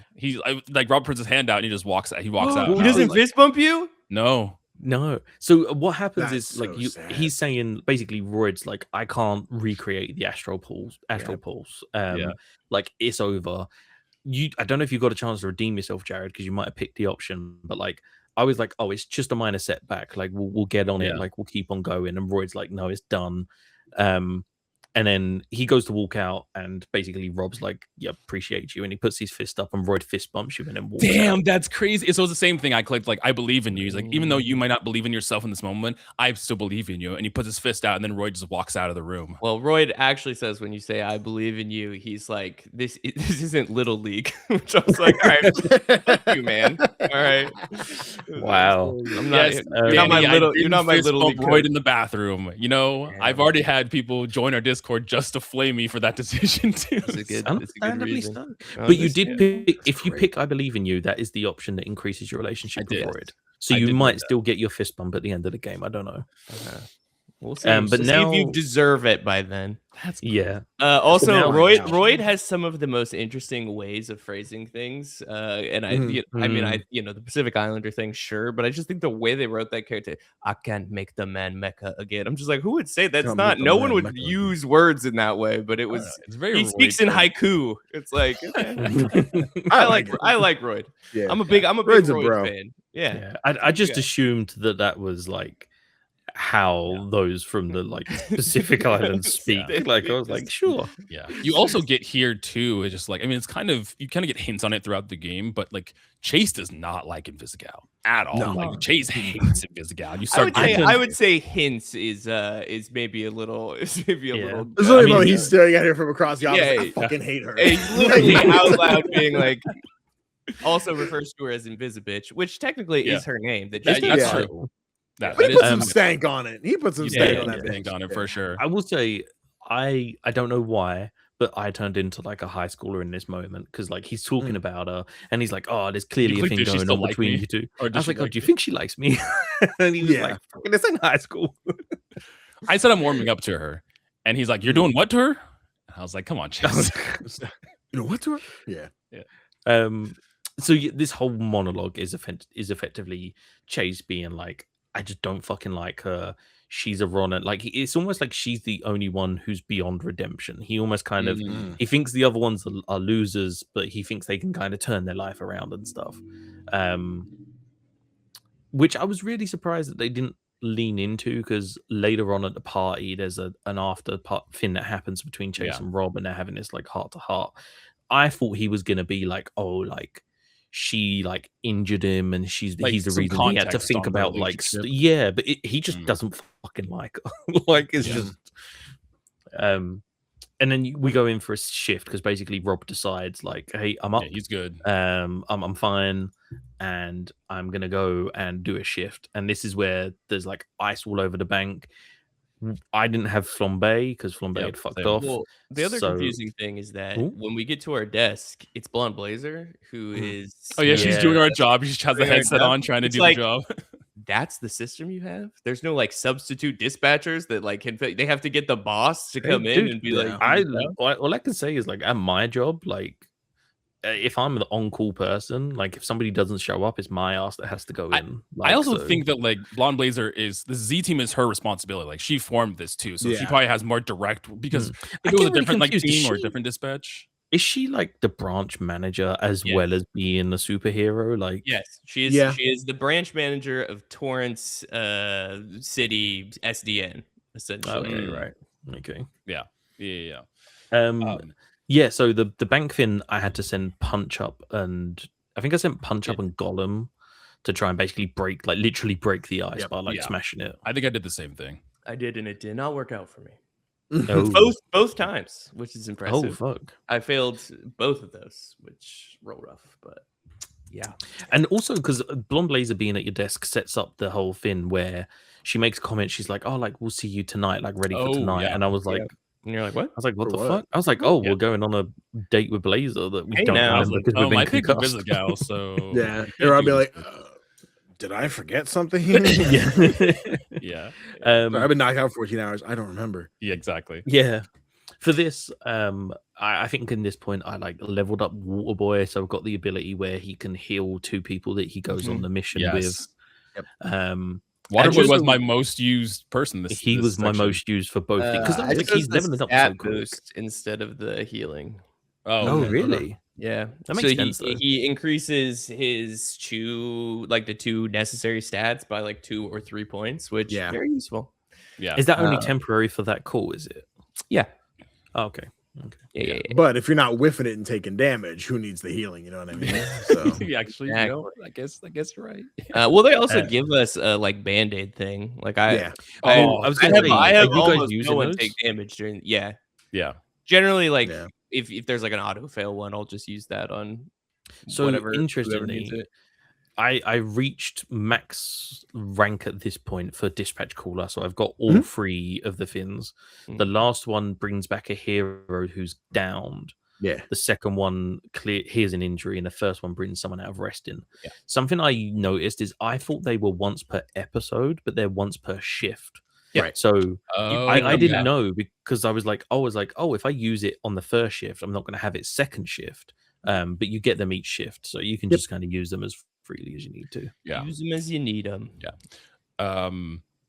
Who gives us the alcohol bottle? Is that Visiga? Did she give us that, or was it? No, it's on the desk. Oh, just the team. It's just like it's from the team. Yeah. So, I mean, there's not really anything that happens during this shift that's interesting. It's just like a bunch of calls. And then essentially you are getting drunk alone, talking to Beef on your apartment floor. Being like, nothing sadder, just also no pants on, just the SDN top, no pants. This seems like a good time, just hanging out with Beef, no pants, laying on the floor. Yeah, definitely. I mean, it's not like he can lay anywhere else. Definitely not at all. Definitely not problematic. Yeah, and also he's talking about the future of Mecha Man as well, right? Which is like extra depressing. I told Beef that the Z team is more important. The Mecha Man. I told him I didn't want to die in the suit.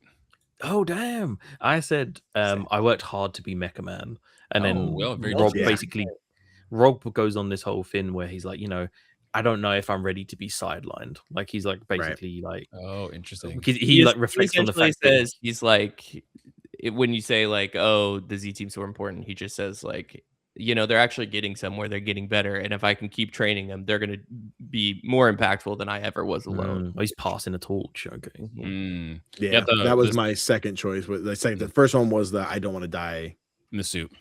Yeah, I don't want to die in the suit. The second one was the Z team is more important, and the Z team more important seemed like I'm realizing where my position is here. Yeah, and also the word I don't get the suit back after everything happened in this episode. It is like if I make these guys, not losers as a team, like you can already see just in the dispatch things themselves, like, oh yeah, they're gonna fucking kill it. They can do it. You just gotta get in the right direction.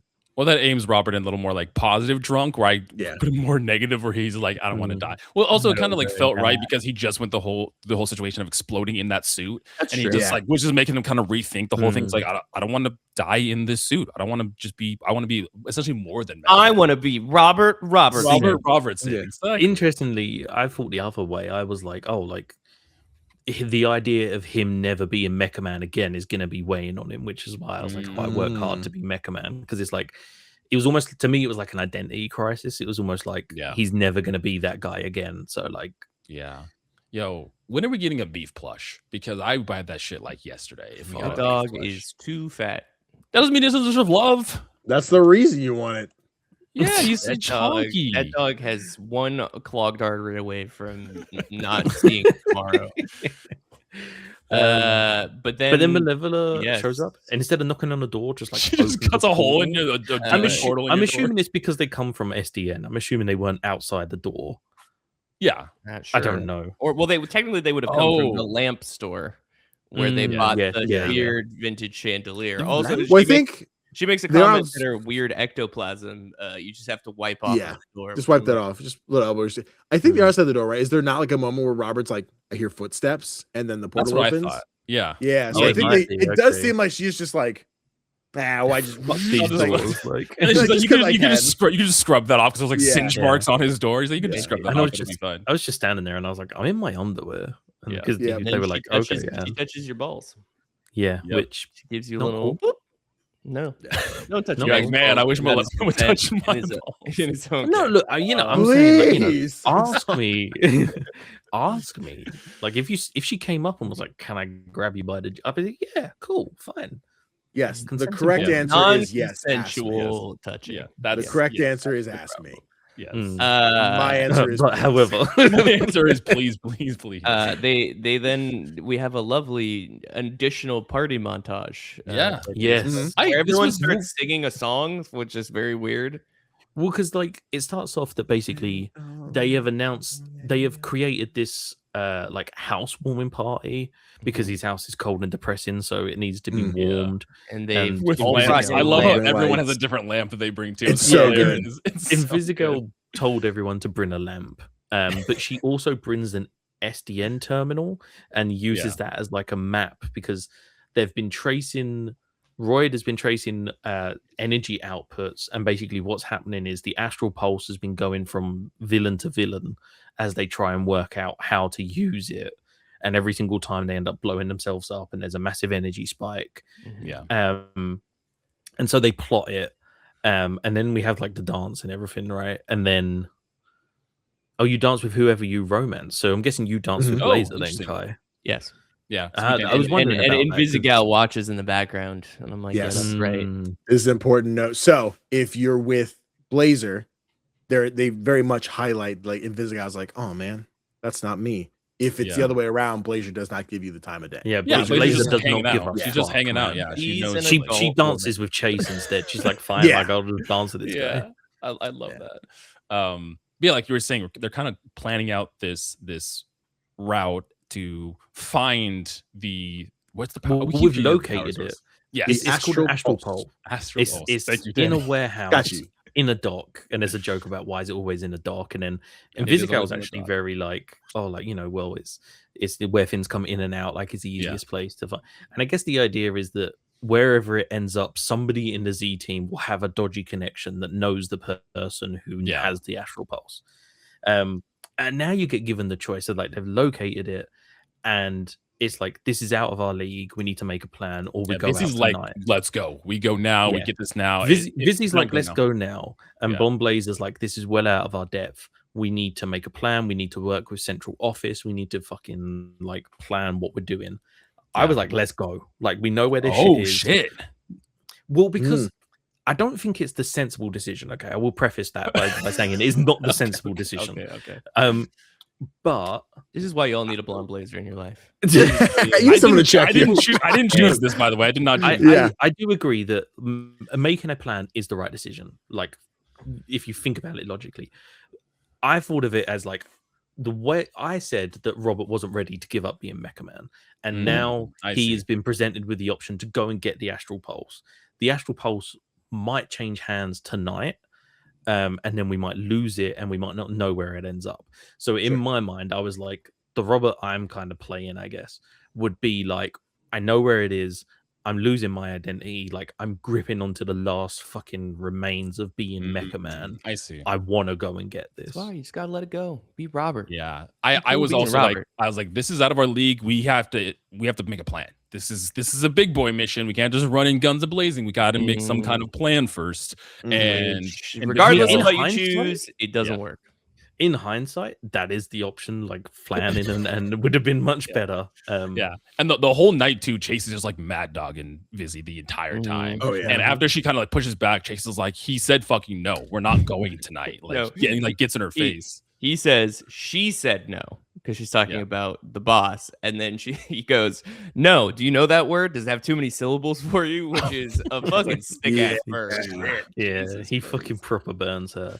And then he just lays into her and is basically like, you're a piece of fucking shit. You're nothing but a 2-bit thief. Well, he said he this is the part where he goes, he's like, she calls you Invisigirl. You call yourself Invisibitch. You were right. Nice. And then Invisigirl doing what she does best. She goes invisible, and I was like, oh, she's like disappeared. She's like overwhelmed. She's had too much or whatever, and she just fucking smacks Chase. This actually like jump scared me. Like my heart sank watching this old man get punched in the face. I was like, no, Chase, whoa, hold on. He's old. What the fuck?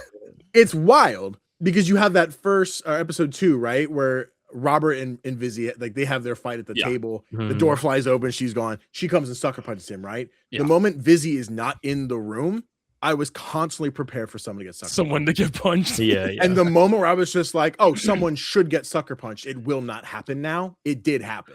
So I was just like, God damn, they I think it would have been better if she wouldn't have gone invisible. I agree. Because the whole point is that she's standing like up for herself, but she's like standing her ground. Goes invisible first and then sucker punches him instead of just punching him in the face. Yeah, like have her punch him and then she goes to walk out the door, and as the door opens, she turns invisible when she fucks off. Like, you don't know where she goes. I guess you're right. That would be like her standing her ground, because that's her whole thing, is when confrontation happens, she disappears, right? Yeah. She just goes invisible to avoid it. I think after the whole situation where we kind of gave her the speech of like not giving into fate and all of that stuff, and she managed to catch Thundercuck or whatever his actual name was. Lightning struck or thunderstruck. Lightning struck. I think it would have been cool as like a character growth thing for her not to retreat to going invisible first. Yeah. But it didn't, and she did. But either way, she sucker punches Chase, and I think there's a bit in here I chose not to, because you can choose a side before the sucker punch happens. You can either say back off Chase, which basically sides with Invisigirl. You can say he doesn't mean that and side with her, or you can just say everybody calm down. And I'm not picking a choice. Yeah, I was like, I'm not no. At this moment in time, Chase is being a dick, but they're both as bad as each other. Like, she is fucking laying it heavy on him. He starts it, but she does like bite back. So I just fucking Kai, did you? No, I did the same thing. Oh, okay. I was like, I know how you feel about he's clearly the aggressor in this situation. No, actually, I did. I told him, I was like, I think on my second playthrough, I said, Chase, calm down. I was like, you're being a fucking belligerent asshole. Does Invisigirl kiss you then? What happens?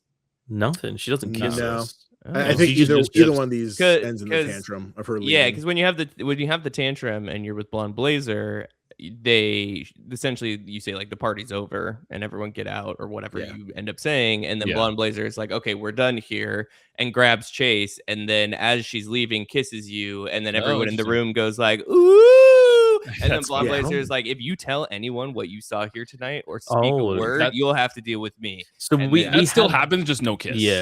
We have that, but basically I was like, are you okay, Chase? And then like that all happens. And then Blonde Blazer is like, she says like, if anybody tells anyone what happened here tonight, you have me to fucking answer to. And everyone's just like, oh shit, like Blazer's pissed. Okay. Did you have like Prism, who was filming the whole thing? She had her phone. Depending which route you took. The end of the last one, there's the like, oh, this is where the Mecha Man reveal was. She's like, if anybody says anything, that makes a lot of sense. Yeah. Oh shit. Yeah. Cool. That's crazy. So Chase does come back because he feels bad, but also is lost in Robert's apartment because they all look the same. And then he's like, the option I chose was, there's something creepy about like an old man sitting on a curb that just I said you're parked in the red zone. That's what I was thinking of. I ended up going for like, oh, you're punishing yourself, but I was like, I wasn't sure if it was like a joke moment. I feel like their relationship is 100%. Robert's totally their emotional love language is giving each other shit. That's why I waited for a second because I was like, the creepy option seems like it's a little like aggressive, but I was like, that's their thing. Like that's how Chase and Robert interact. That's their banter. Literally, like the first conversation they have is like, why is Black Einstein talking to me? It's just like, whoa, I didn't see it before. Or even afterward, like they have actually a pretty nice like heart to heart, where Chase apologizes and everything, and Robert's. He is quite resistant. He still is very against Invisigal. And then eventually you're like, he's like, she's a thief. And he's like, you've literally stolen things for me before. And he's like, you've stolen before. He's like, you racist son of a bitch. What do you mean? He's like, you stole from me. He's like, oh, that doesn't count. That doesn't count. That's for someone else. And I'm like, that's not how that works. But again, this is why I felt like the decision I made was right. Because like, everything is like an identity crisis in this like moment, because Chase is like saying like, why do we help people? Like, why do we kind of like put ourselves on the line? I'm just saying, I don't know. I put it down to either playing copious amounts of video games, watching shit tons of anime, or both. Immediately, I was like, Chase is gonna die. As soon as he started talking about, like, as soon as he has his like his moment, you're like, he's gone. Like, it's this death flag for sure, man. I was like, something's gonna happen to this fucking dude.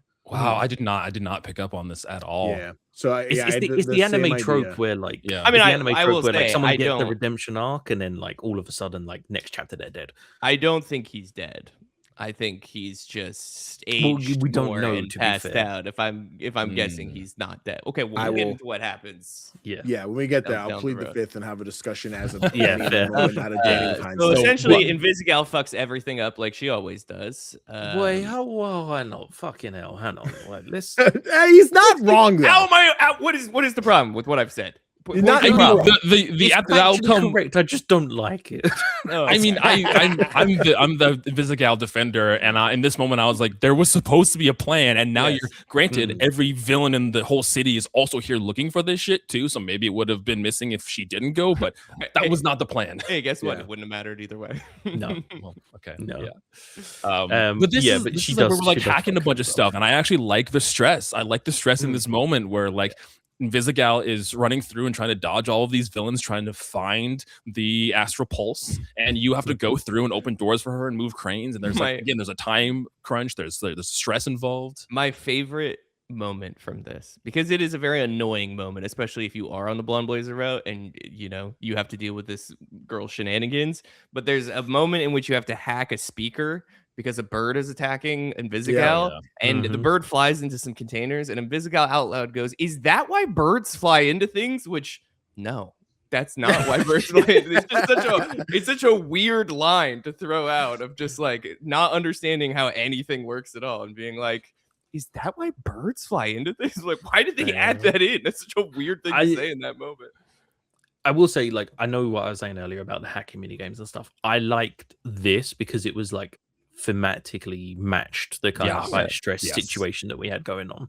Absolutely. You do end up with a lot of real estate to work with, because effectively what happens is you start off locking a door and then you end up in like another layer of hacking, and then once you make your way to the new area, that unfolds, and then you end up with this like whole kind of like map system where you're like rolling your way around these maps and trying to not get hit by the antivirus.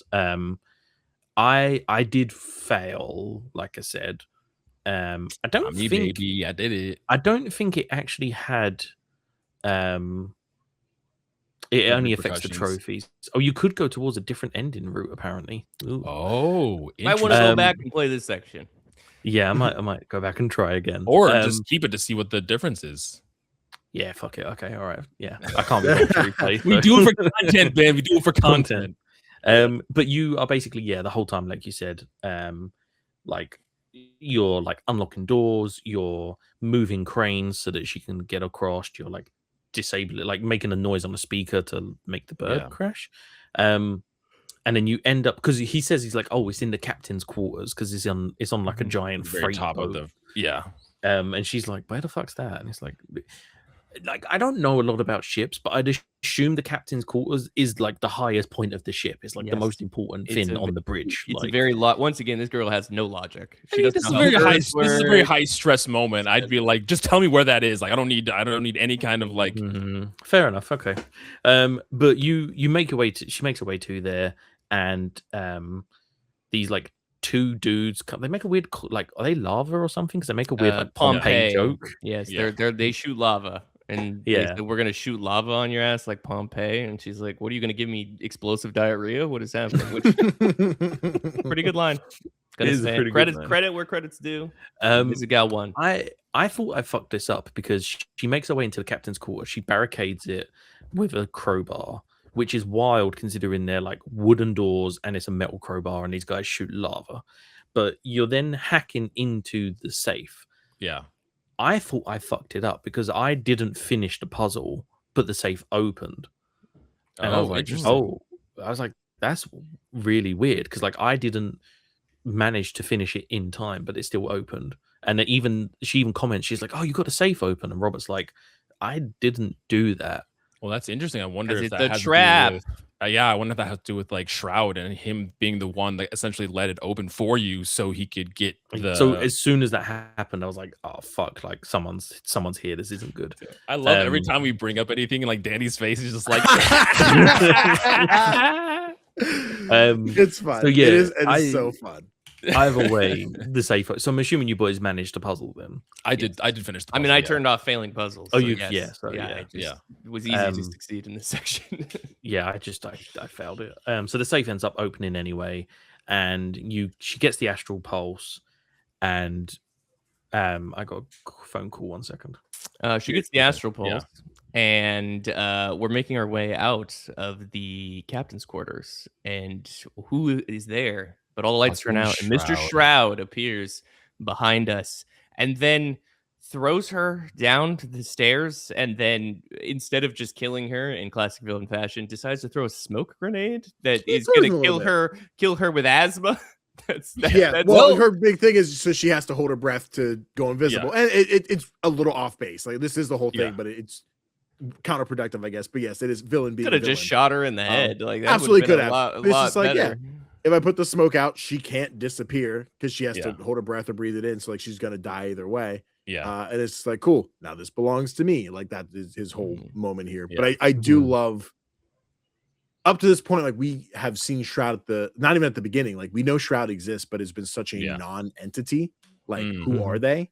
And then just in this moment where it's like, I wonder when we finally see the guy you see from the video camera of her going down the stairs, and then I'm like, oh, that's creepy. Like, he's here. I don't know. Something tells me again. We've had lots of theories around Shroud. The Waterboy theory is my favorite one, which I don't know is the case, but that's funny. But I don't know. I mean, maybe the reason that why he doesn't kill Invisigal because the intent is to get the astral pulse, or maybe Shroud is someone that we know. Maybe Shroud is on the Z team. He does technically try to kill Invisigal. I guess that's true. But in like the direct sense, like you were saying, I think could have just done it. Yeah. I think he could have done it, but I don't know.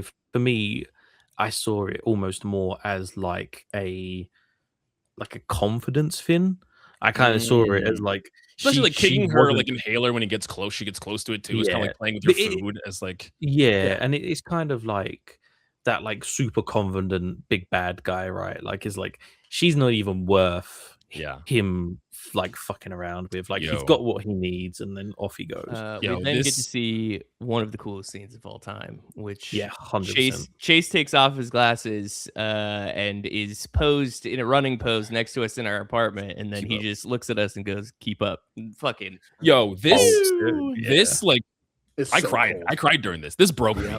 Like this was like the situation. It's very stressful, right? Robert's stressed about Invisigal dying, and we know that Chase can't use his powers because if he does anymore, he will die. And we already know about the relationship between Vizzy and Chase and how much contention is there. There was a whole thing in the apartment in the party beforehand, and just like the music cuts out, and he says, "Keep up," and then you see him run to Vizzy. I was like, no. So, it's extra hard for me because I have no connection to Invisigal. So like that's your love interest for me. Yeah, like another thing she's doing to piss me off. She's like, now. Imagine for you, you're just like my like best friend is going to go save the person I can almost just like I hate. Like, God damn.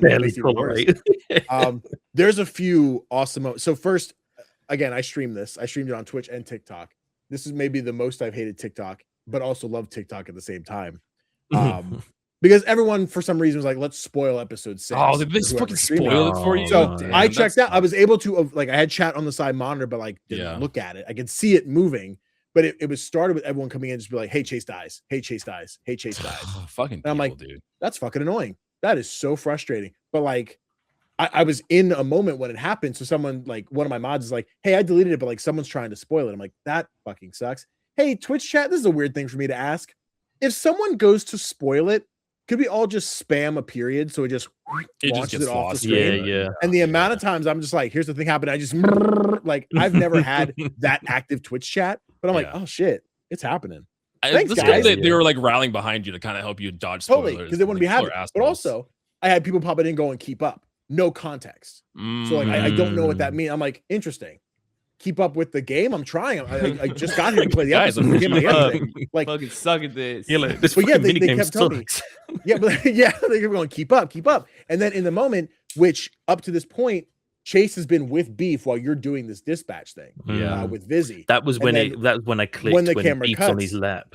Beef is in your lap. You're like, wait a minute. And then it's the keep up. And I'm like, that's so cold. That is so it was so good. So well. The wild thing for me as well, Jared, is like hearing you relay everything that happened. You're like, oh, he's like got this beef with Invisigal and he's had this like like redemption moment where he's like talking about how maybe she's not as bad. I'm like, how did you not see that? I don't know. I don't know how I didn't pick it up, but it was great because I was like, it literally was like jaw dropping. Like I was like, this moment the music cuts and he says, "Keep up." I was like, oh, he's dead. He's gonna die. Well, so like she can't reach her inhaler. Like she's basically suffocating. He bolts to the ship, picks her up, bolts to the park, and like it's a very interesting place to go.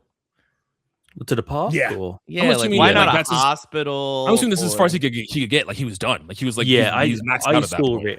I saw it as like maybe that was as far as he could get. Yeah. Out this lot. Yeah.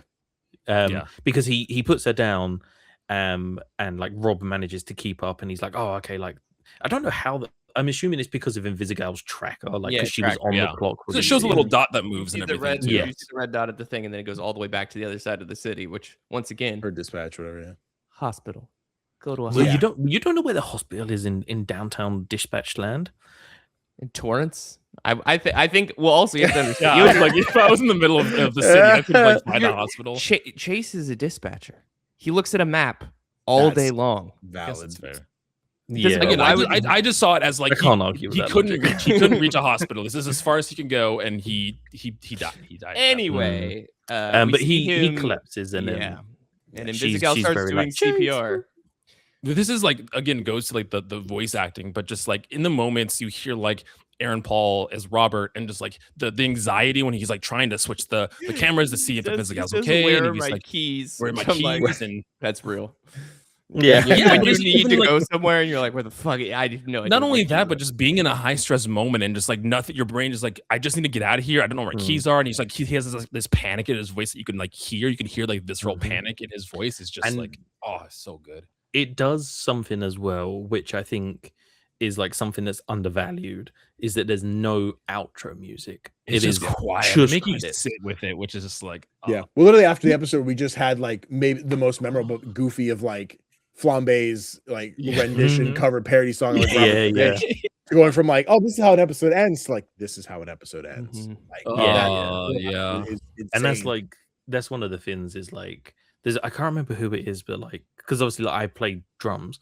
I can't remember who it is. A drummer said before that like the most important thing a drummer can play is nothing, and it's like the idea that like sometimes you shouldn't feel the space, like you should just kind of sit in that moment, and like especially in music.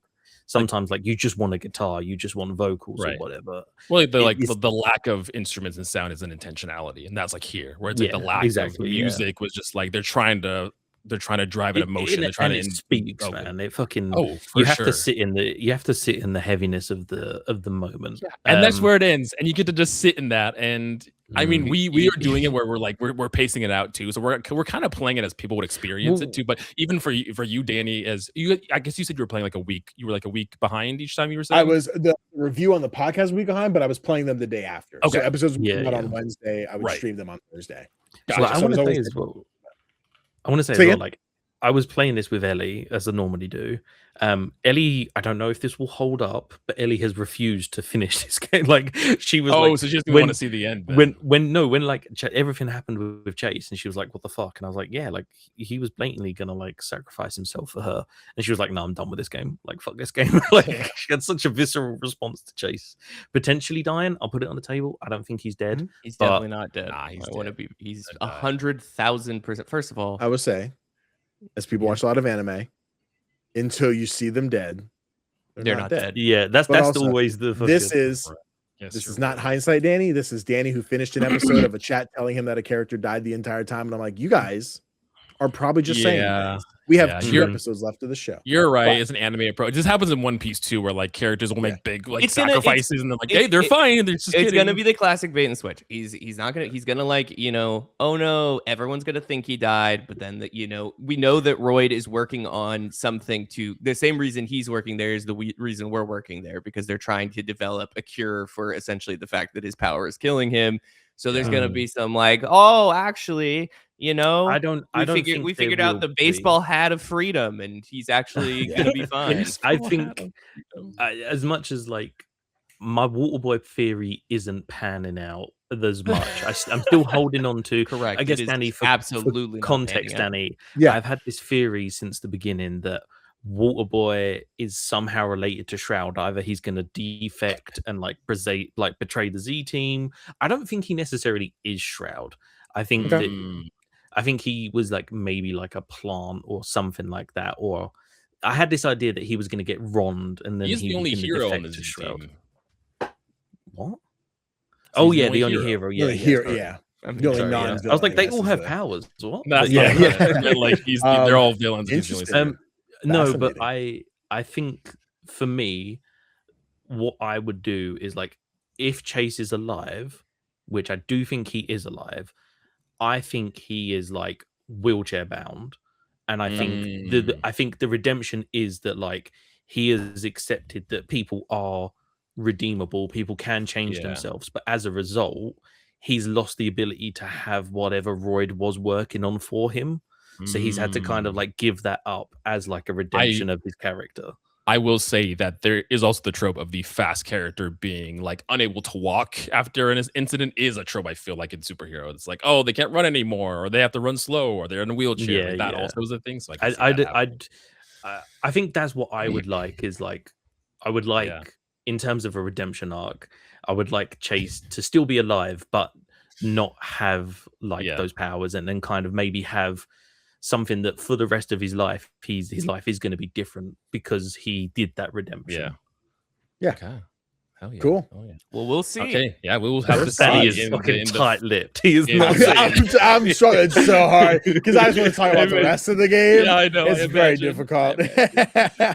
Okay. Well, we'll go around the panel and kind of give a quick summation of our thoughts. And I mean, Ben already touched on some of them, but like any theories going into the finale? Kai, I'm going to pass it over to you first. My theory is that there's the Hat of Justice, in which sustains the life of said Chase. I don't believe he's dead.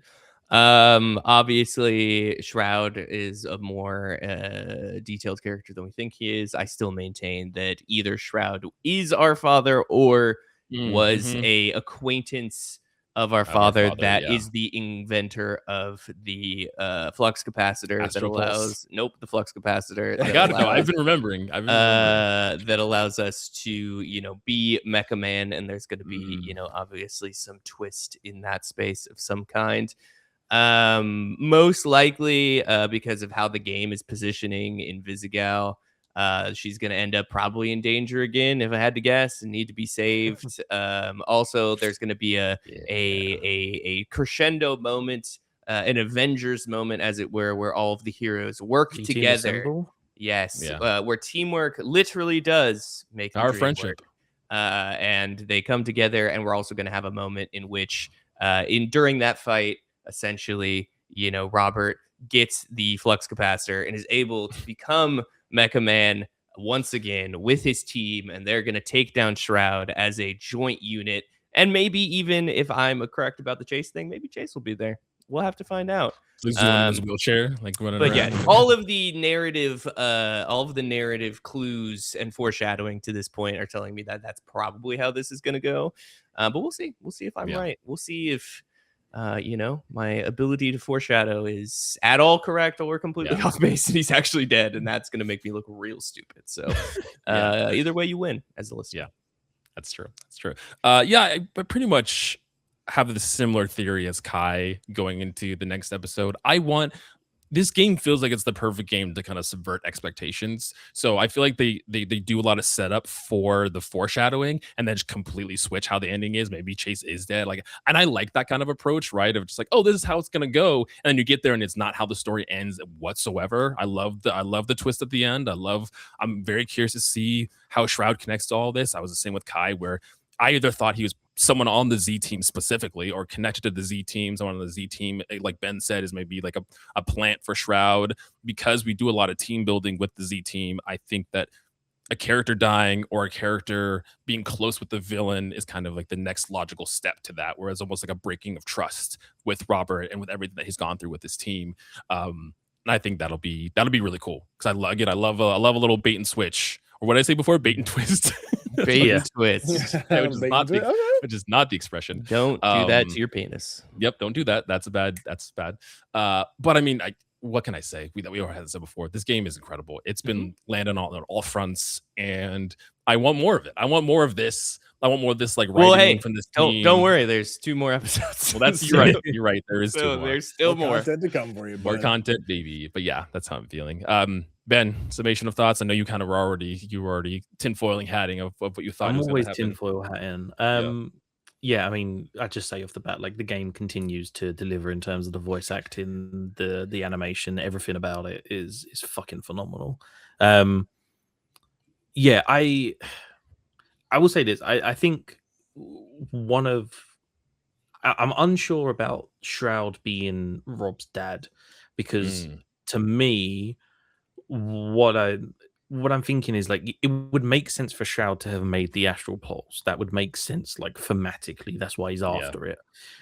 However, to me, I'm like, if he could make the Astral Pulse, he would just make a shit ton of Astral Pulses, and that maybe there was something that like maybe he needed Rob's dad because Rob's dad had like some engineering aspect that he needed to combine with his science knowledge, and that's why he can't replicate it because he doesn't have the engineering knowledge or something.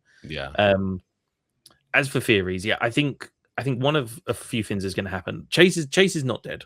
Chase is 100% not dead. I'm so ready for him to be dead. I don't want him to be dead, but I'm so ready for him to be dead. So you guys to be like, whoa. Episode 7 just starts with the memorial service. Just like a funeral. I'm like, well, fuck. I guess we talked, huh? Chase is not dead. He is wheelchair bound or something. He's given up his power to use his powers to save Invisigirl.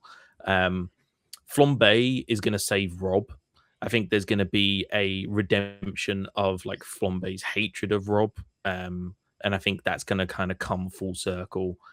Something's going to happen with Waterboy. I don't know what it is. Waterboy is involved somehow. I remain adamant that I don't think he is Shroud, because it wouldn't make sense, because Shroud's got the robot face, right? Like, and the Waterboy is quite famously water. That wouldn't really work with electronics. I do wonder if maybe it will be like he's a plant and the over anxious persona is like a front or something. I don't know. But I think overall, I'm one of these people, like, I think what will happen is that Rob will get the Astral Pulse back and he will go on to become Mecha Man once again.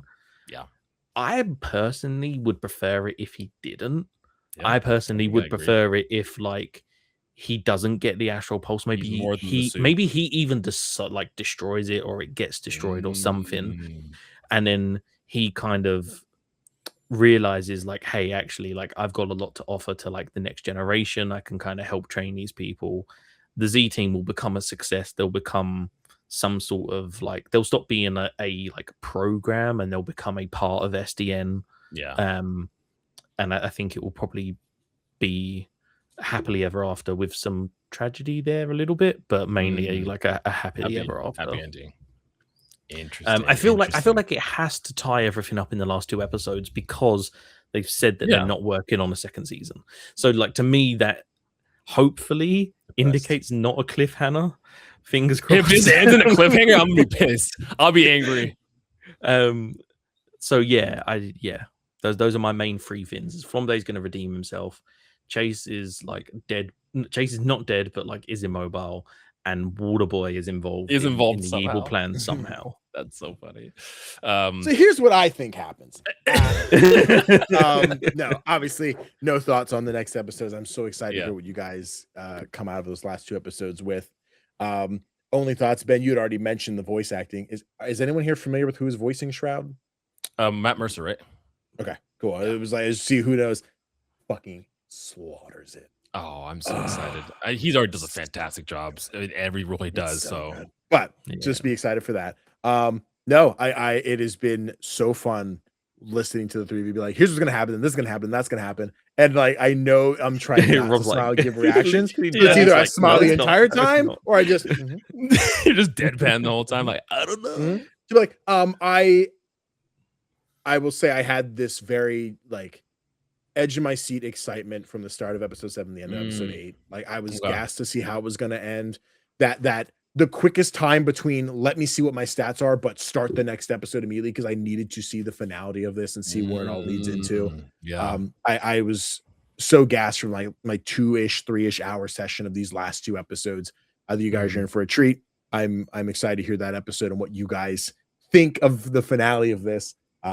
Yeah, what a great game! What a great time to be here watching. Like, look at them, look at the kids, just look at figuring stuff out. Look at This us. is what I imagine it's like for parents who are showing their kids Star Wars. As someone who watched Star Wars until they were like 25, and it was just like, oh yeah, I know, Luke, I'm your father. Like, I know that thing. Sure. But imagining a father showing his son like that reveal when he's like 5, like. That's a thing. Like this is me just being like, Shroud, huh? Crazy. Obviously, with no spoilers, but do you have anything for us as we're going into this finale episode? Like, no, it's only spoilers. I can't. That's a spoiler. Yeah. Hey man, just enjoy it, guys. Just have a hell yeah. Let's go. Let's go. Just be ready. Strap in and enjoy. You know what I mean? Strap and enjoy. Yeah, I'm gonna be probably playing this as soon as we finished recording this morning, and then just spending my morning playing it because Okay, everybody, thanks for listening. Thanks for getting to the end of the episode. As always, Danny, my boy, thank you so much coming on here to talk dispatch with us. This was such a good time, and your malevolent background has made the episode. It's so good. Baby girl, season 2, I promise.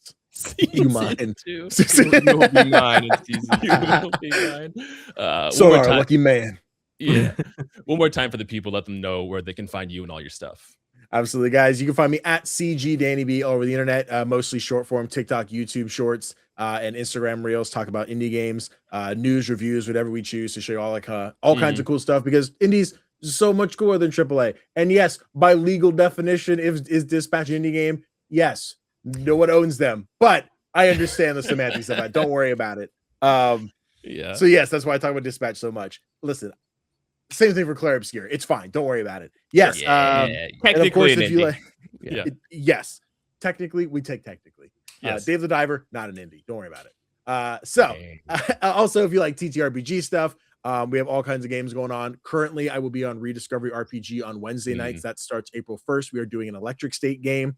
I am playing Josiah the criminal, who is trying to buy robot parts and sell them so he can make a living as we make our way across California in the coming weeks. So April 2nd, over on Crit Hit Chronicles, we were doing our Session 0 and world building game of Daggerheart. That'll be the Tales of the Valiant crew. So myself, Ian, LB, and Aaron back again with Kuja running our game. So that'll be going on. So excited for starting that long game. And then maybe another long game that is being ironed out and not sure what, but is it a good old-fashioned D&D 5e? It sure is. I got to figure out what character I want to play for that. I have no clue, but I want something fun. That is the things right now. The Play Like Podcast on Thursdays. This week we're doing our top 10 walking sims and games that are really cool, that don't do a whole lot of gameplay, but they tell you a story while you're walking. So hell yeah. We gotta see who's fighting for Firewatch. I don't know who's getting it. One of us. What rooms is it? Edith Finch too? Yes. Listen, I gotta get a list now, or Topher's gonna take all the good ones. Yeah, he's gonna take all the good fodder. ones. Yeah. The link down below will be where you can check out Danny and all this stuff. But he's done so much. There's so much that you're tackling. There's bound to be something that someone can go find. I'm so tired. And I just listened to their 100th episode where you were ranking the top 100 indie games. That is such a good episode. You should go check it out. It is a fun time. Thank you. We try. We do good things. We like indie games. It's tangent and indies. I love them so much for the passion projects that they are. I always point out Spirit Fair as being like so much human emotion put into these characters. This is based on my grandma or my uncle or my cousin or whatever. And I think indies do a great job of telling personal stories that are relatable. Even ones that, like, I'm sitting here after playing Redacted that I'll love to talk about in a couple weeks. I was about to just talk about here on the street that I cannot do that. But playing some Redacted where I'm like, not even a story game, but there's just so much craft and love in this small title. I'm like, fuck, I could play this for hours. I have played this for hours. I'll play it for more hours. Let's go. Hi, Kitty. Kitty. He never climbs on my desk. I don't know why he started doing this. He's like, father, just look at me. And if you want more, if y'all want more of Danny here on the show, Danny and Matt Storm, we got together and talked about Eternal Strands, which was an awesome time. And then Danny and I did a Get Wrecked episode where we talked about In Stars of Time and Planet of Lana as well, which is great. I still have not finished It Stars in Time.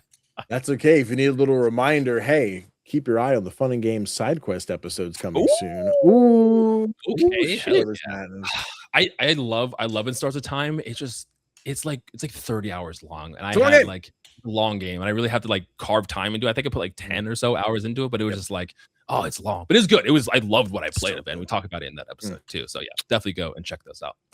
But in the next episode for us is that Get Wrecked I was talking about at the top of the show. Ben and Dave Jackson will be talking about Superliminal and Devotion. So be excited for that. And if y'all are ready for the finale of Dispatch, that episode will be coming out on April 21st. And Sam from Fake Gamer Girls is coming on the episode with us to talk about the finale of Dispatch, which is wild that it's already here. I'm excited to see what happens at the end of this. And yeah, hopefully y'all are excited to see. So glad I picked this game. Oh, yeah, dude, this was such a good choice. This was such a good choice. This is a great game, and it's a great game for like the format of podcast that we do because it was already kind of set up for that like play and then take some time to discuss and then play kind of format that we already have here. So it was perfect. But with that, everybody, again, thanks for listening. Thanks for supporting the show, and we will see you next week. Peace out, everybody. Bye. Bye.